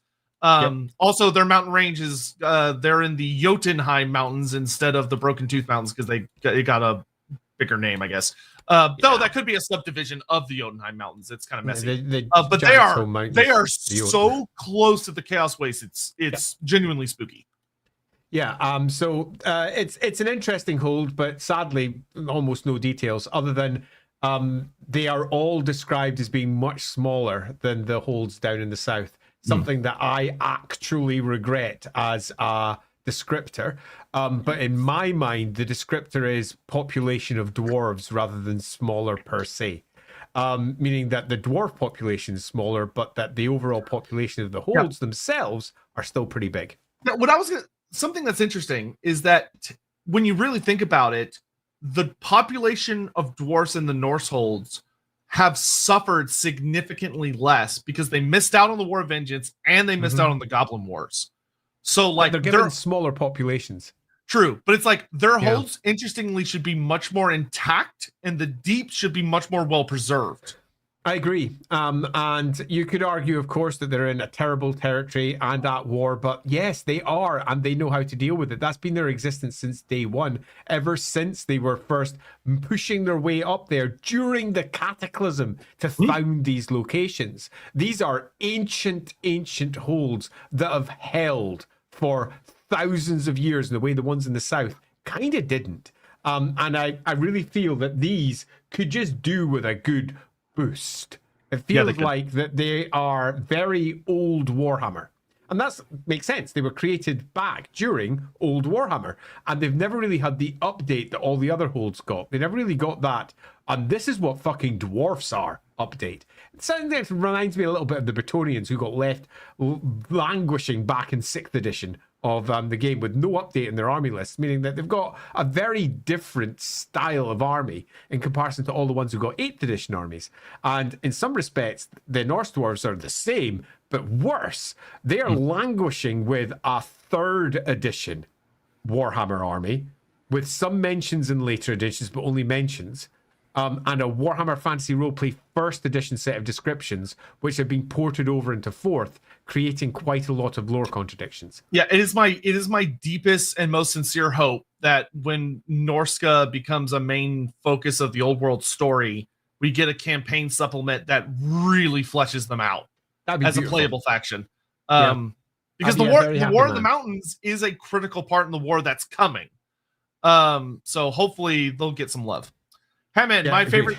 Okay, we're just gonna blow through a bunch of super chats here because of time. Yeah, we need to. 'Cause look at the time. Yeah, my favorite Slayer is Right. RuPaul. He slays. Yes. Yeah, great. Yes. Um, Play. Seth 45er. Fuck shard dragons. Norse should get shard dragons and other mounted beasties to continue them doing things dwarfs dislike. Fuck So shard dragons. I'm fine with them having shard dragons. No. Sure, cool, why not? Mounted beasties, I would say no because they're still dwarfs. Yeah. There are just because they're different from other dwarfs, don't get too caught up in, well, they should be completely different than all other dwarfs. No, they're still dwarfs. Yeah. They still like their feet on solid material. Dwarfs don't like riding animals because they're unreliable. Swiftly. Yeah. Brock 6000, coming from you, my God. Lorebeards official channel promo space. Yeah, check out the Lorebeards channel.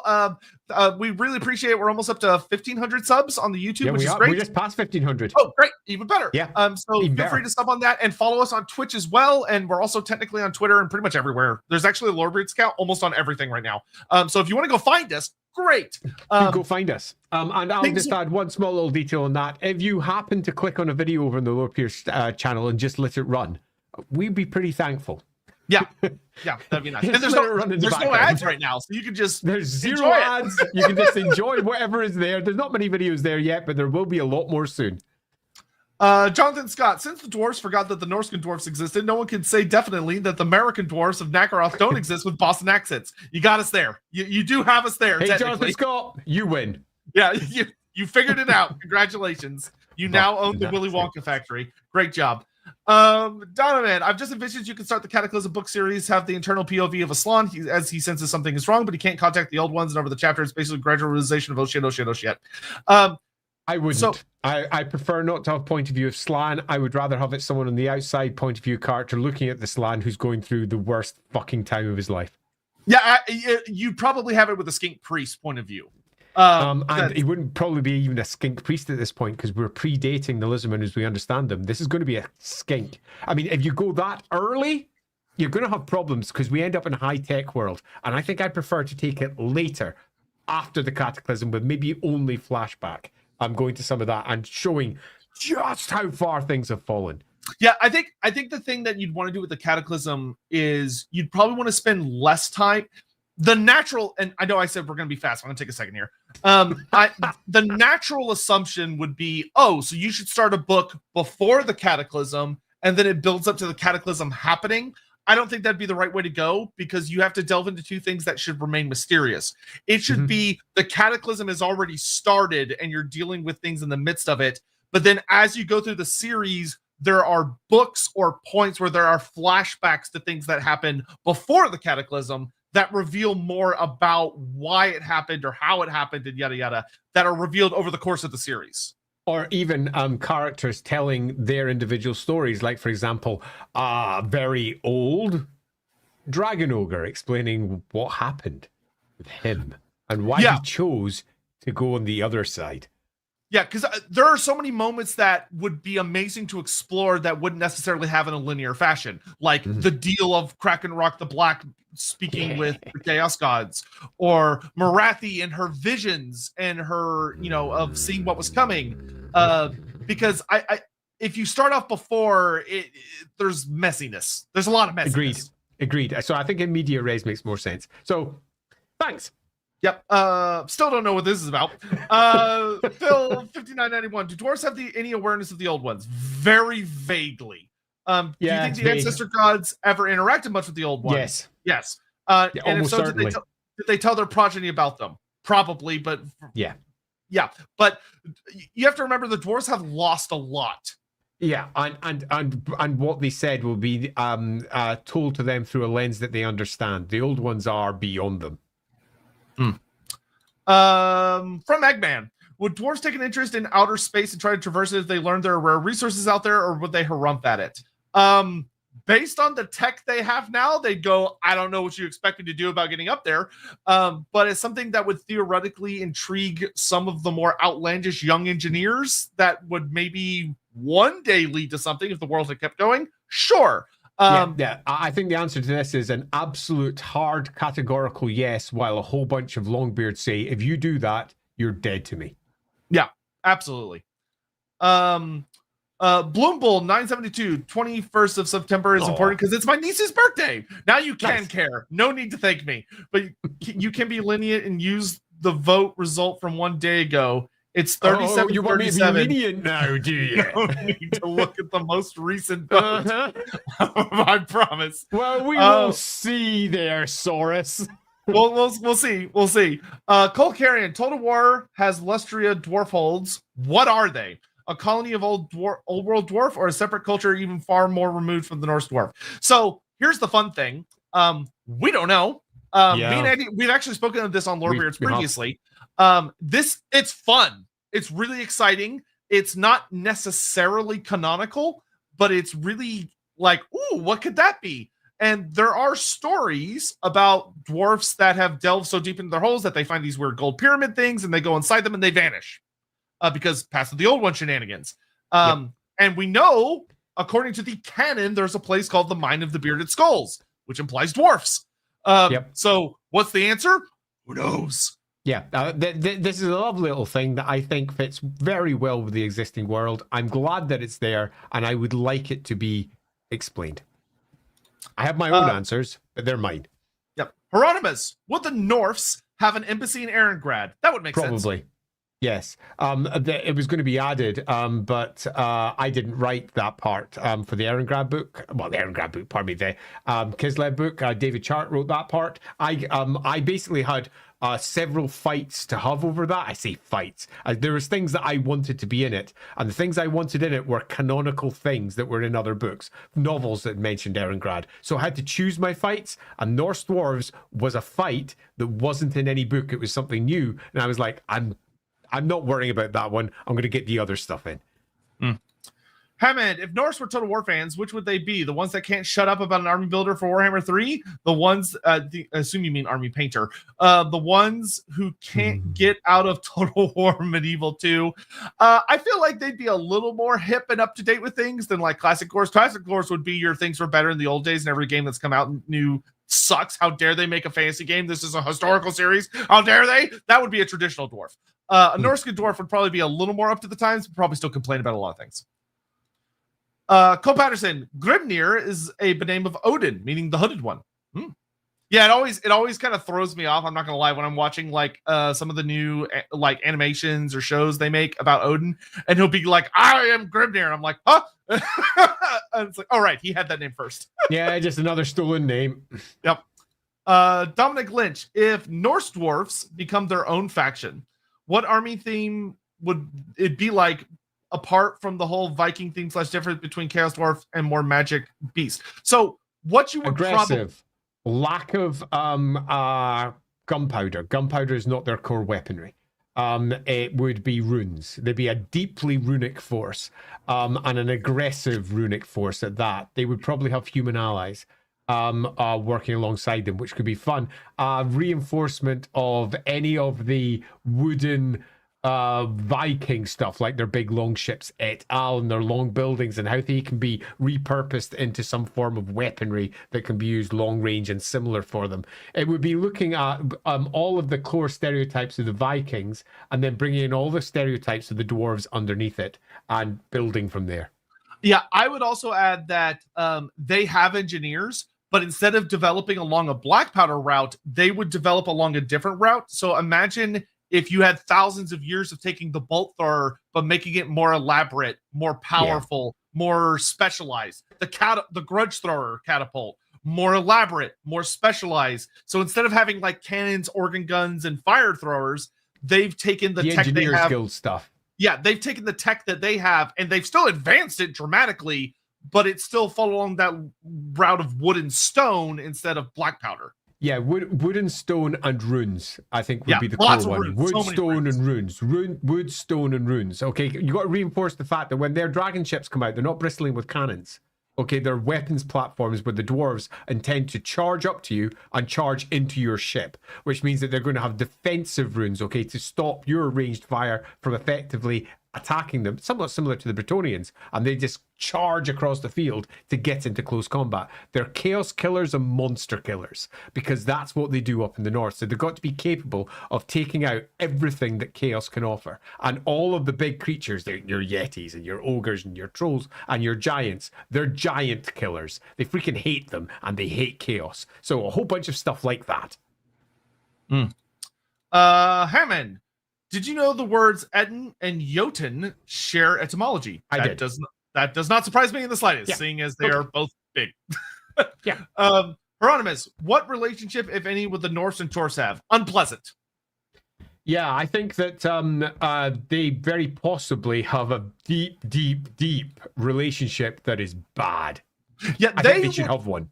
Yeah, there would probably, the Norse and Dwarfs in many ways are actually closer geographically to a lot of the areas of the Chaos Dwarfs. So they might have a much better understanding of the Chaos Dwarfs. And if you go with our version of the story that they have preserved the original image of Hashut, there would be a much more deep sense of betrayal and hatred there. That is remains fresh, which could be fun. Because it's their ancestor that has betrayed them. But they aren't denying their ancestor in the same way that they do in the south. Yeah, which could be a fascinating story. A really good story as well. Yeah. Because he's not there. He is. Oh, it's just such a good thing for dwarves. Dwarves have got their ancestor worship back to front. I love it. Yeah. Oh, and it would be so cool too, because then I would almost feel like there was a unique conversation, perhaps due to one of his descendants staying there, of Grimnir saying something about Hashut's fall to the Norscan dwarfs that changed their perspective on the whole situation. Where they've held on to that memory instead of locking it away, instead of burying it. And instead of being like, our ancestors betrayed us, we're going to all become slayers, everything sucks and everything. Instead, they have this almost to their different relationship with Grimnir as well. They like embrace the fight with like fury, but also excitement. Which is really interesting. Yep. Agreed. Unknown, selfish question. Is there a place where you can learn the full language of the dwarves, or is it just incomplete forever? Also, why can't we have like Norse dwarfs like Malachi Makaisen, but I like Norse dwarfs too? So that was the funniest way I've ever seen Malachi Makaisen spelled, by the way. I didn't know what it was. I'm glad you got that. Thanks, unknown. Yeah, so what I'll say is this. Grudge lore has pretty much everything we know about Kozilid. You could, if you go on Google and you type Kozilid lexicon, there are some very nice people that have compiled it all. It is not complete, but there's enough notes about grammar and language that if you're someone that enjoys dealing with language, you could probably make it work and add a lot of your own stuff. It's not also worth noting, though, that it wasn't created by linguists, and it really shows. Because if you actually attempt to make certain sounds that they have clearly got in their language, their actual language doesn't suffice. The runes that they have do not provide all shapes and forms that are required to make all the words that they've made. So be aware, it is deeply incomplete, deeply unfinished, and needs to be rejigged by someone who actually knows how to build a language. But it's more than enough to get a really good piece of fun out. Yeah, it's enough pieces that you could build something quite nice. Far better handled than say what they've done with Eltharine or Drew here, where you've got fuck all. Yeah, or Saurian or Dark Tongue or pretty much anything that's not just a human language that they're like, oh yeah, it exists in our setting. And then why can't we have Norse dwarves like Malachi? We do. They haven't been featured enough. But they're out there. We just haven't had them yet. We should do. Yeah. To Blom. Okay. If not leniency for my niece's birthday, rude.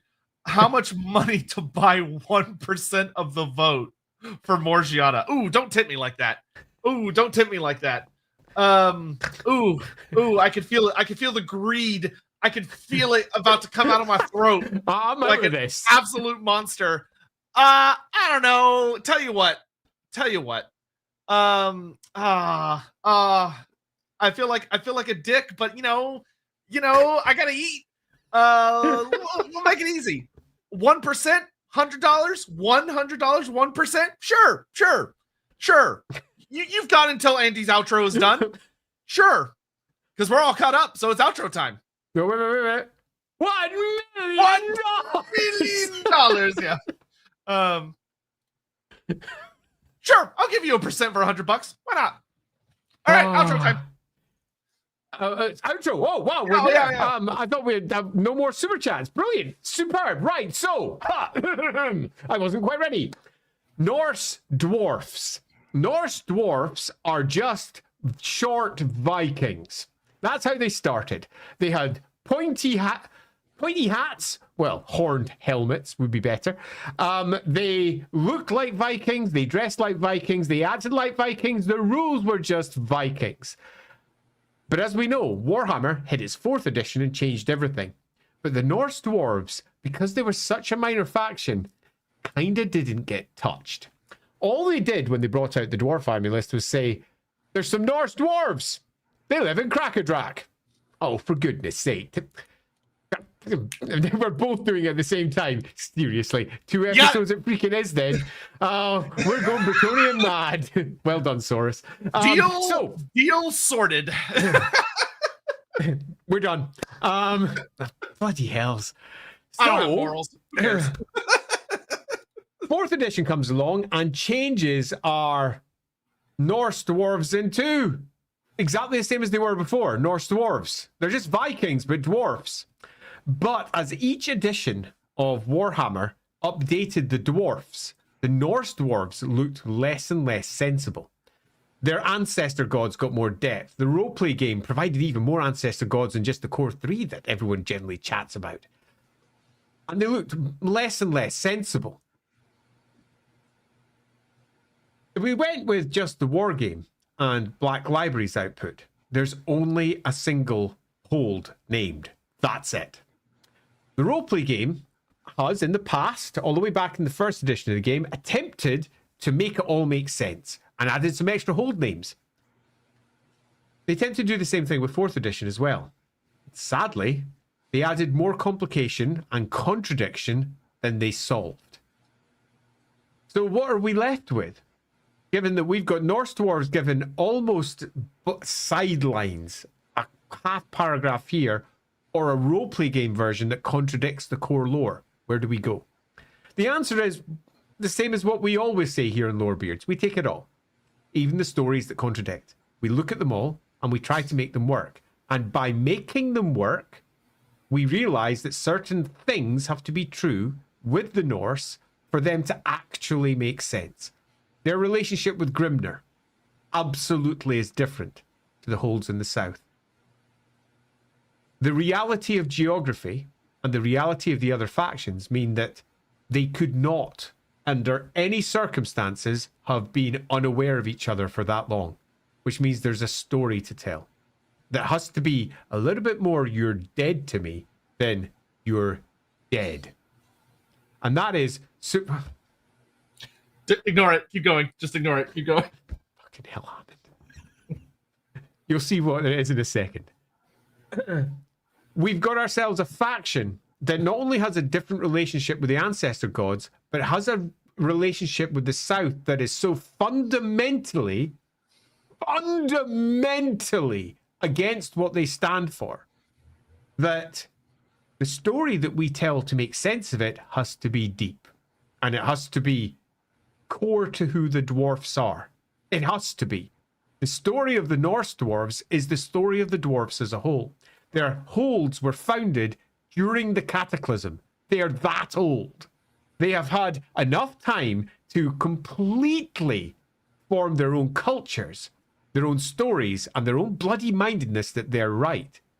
So why didn't North and South meet? We have an obvious answer. The answer has been mentioned in this stream. An answer that we're going to have to dive into later, because the answer isn't in Warhammer Fantasy. But it is, because Warhammer Fantasy is an umbrella term.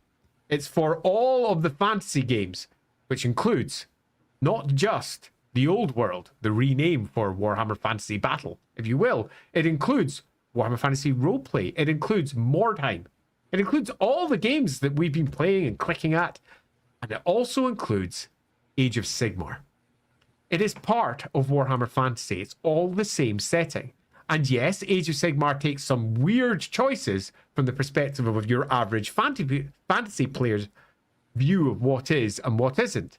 But it's recently been turning out a lot of very interesting, compelling lore for the dwarf gods.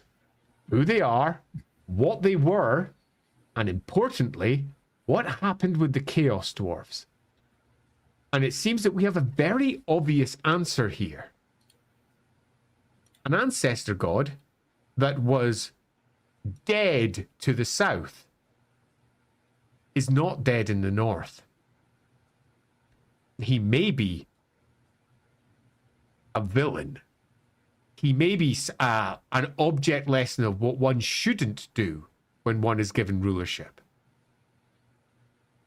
But the north doesn't deny that he exists, and the south does. And arguably, that makes the south very, very wrong, because they're denying their own ancestors, which is very much the opposite of what all their self-worth stands for.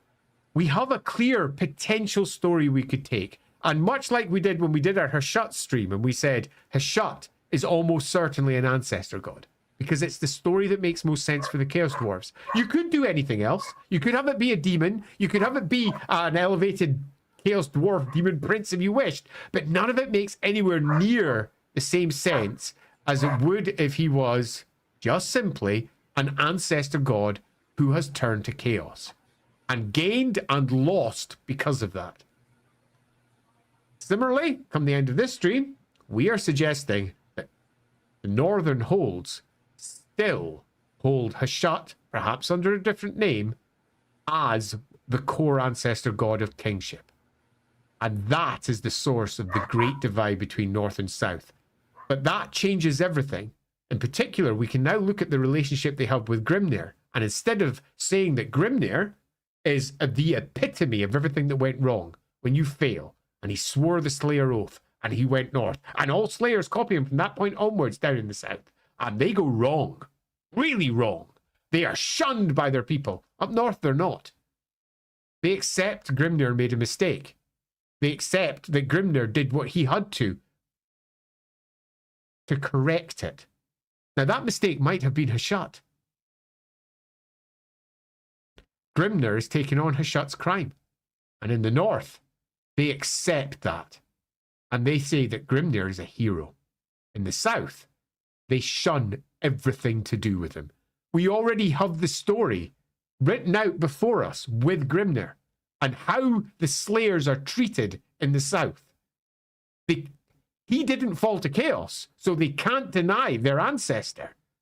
They celebrate him, indeed, for his great feats, but look at how they treat the Slayers. Now imagine how they would treat someone who accepts the god that failed, the ancestor that went wrong.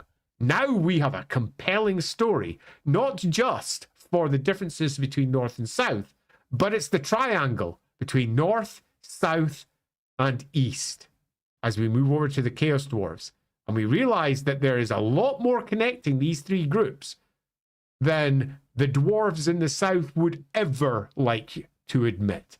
And that makes for a good story.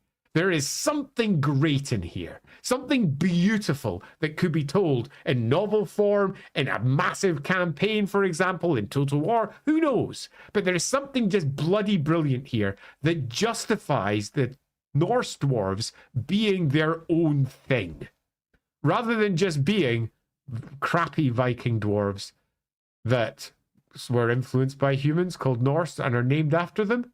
Bullshit. They should have their own name, they should have their own culture, they should be made their own thing. And this is not the first time this has happened in Warhammer. If you think, well, how could we do that? Did it with the Aenir. The Aenir got added to the setting. The Aenir are the Wood Elves of the north that aren't the Azrai in the south. They are a different tale to the Dark Elves, to the High Elves, and to the Wood Elves in the south. They walk a line in between. They very much hold to a lot of the older traditions that the elves had before the Sundering.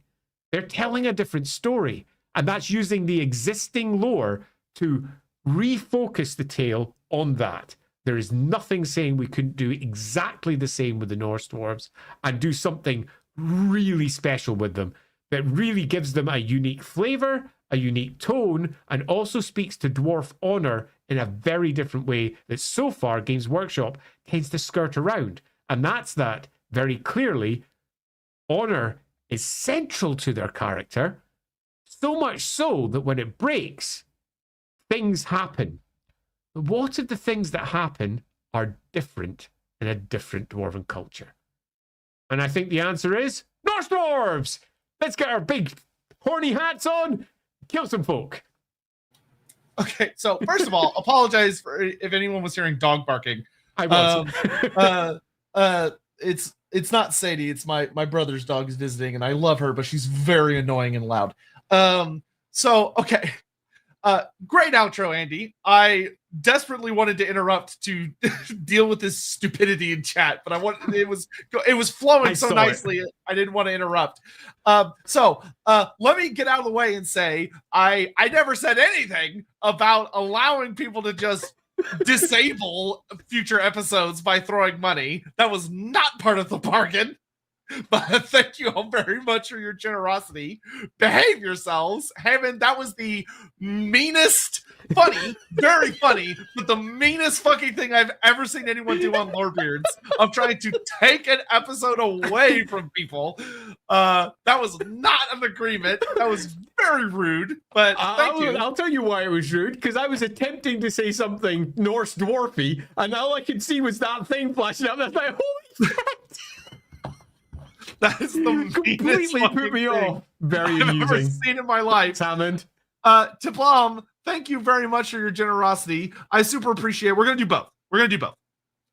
I'm just gonna make that very simple. We're gonna do both episodes. We will do Bertrand the Brigand and the Fey Enchantress. Andy will get to simply pick which one he wants to do for next week. Okay. And then I will take the one. I'm going to decide right now. I want to do Fey Enchantress next week because I haven't talked about her for a while, and that'd be awesome. And that gives me a little bit more time to think about what the fuck I'm going to say about Bertrand.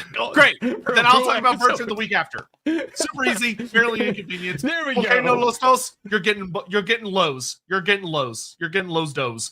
A low dose. Thank you both so much, by the way. It's enormously appreciated. Yeah, we super duper appreciate. Please, God, be responsible with your money. We really appreciate it.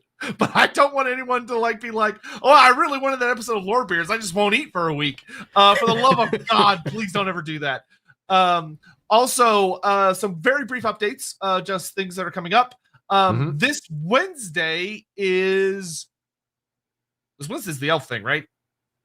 Or do I have to look? I think it's the elf thing. I don't know why I asked That's Andy for you to schedule. put up. I'm pretty sure it is. Hold on. Let me just double check. I don't know why I asked Andy about the schedule. I never should.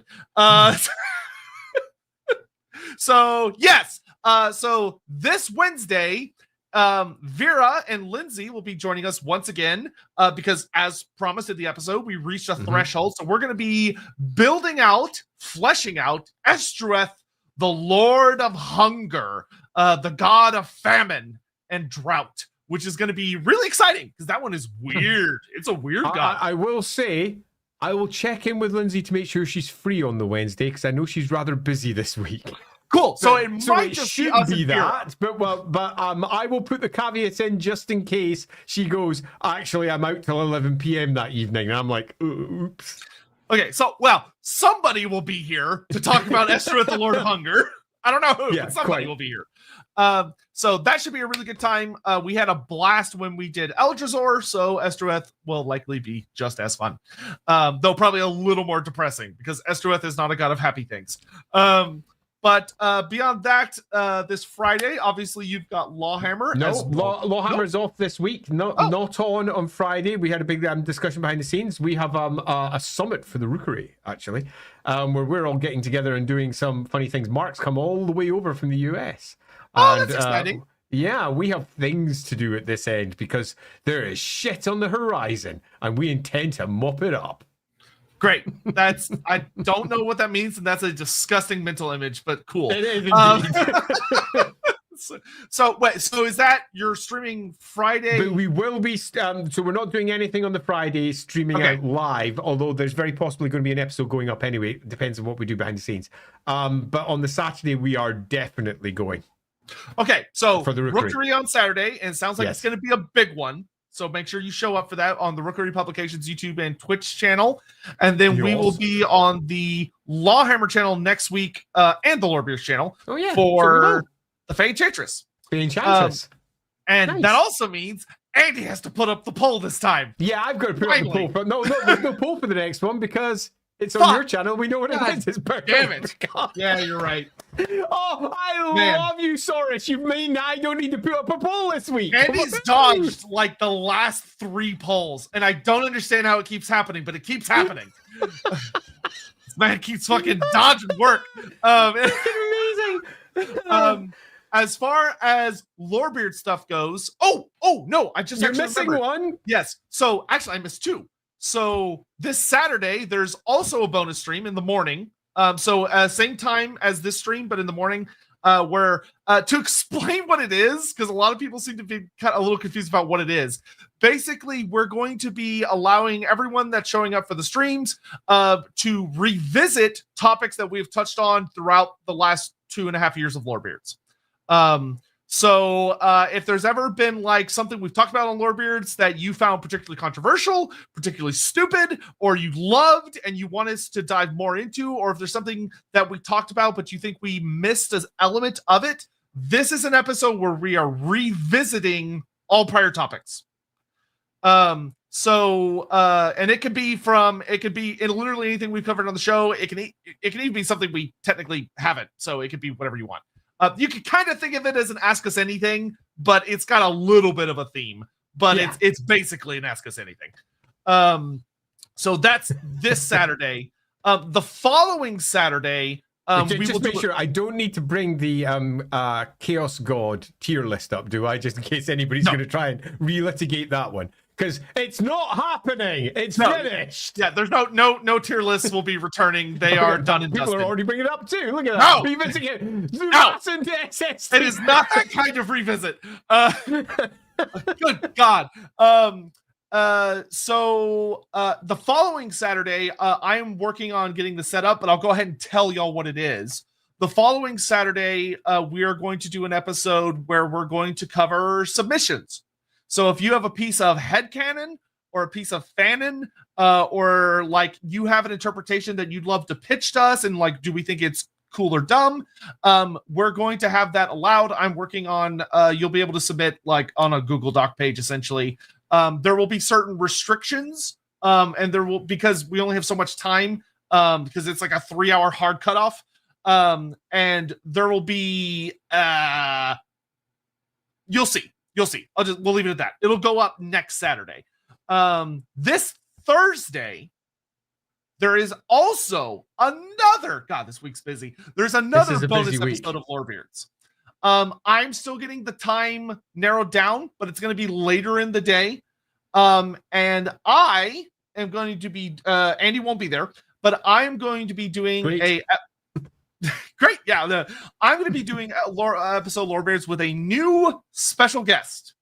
I'm going to be joined by a friend and also someone you may be familiar with if you're very dialed into the 40K community, which is a content creator by the name of Norn Queen Alexis.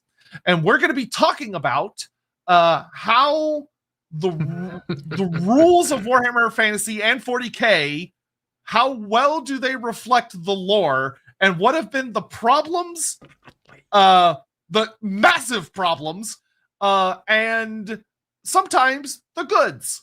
Not as much, but sometimes the goods of that system. Because the writers have often attempted to do things where they bring the lore into the tabletop game. And sometimes that has exploded in their face, and other times it's worked out okay. And we're going to have fun with that. So, yeah. I think that's everything. Are we done? Yeah. Excellent. So Wednesday, Estroweth. Thursday, Norn Queen Alexis will be joining just me here on the Loremaster of Sotek and the Lorebeards channel.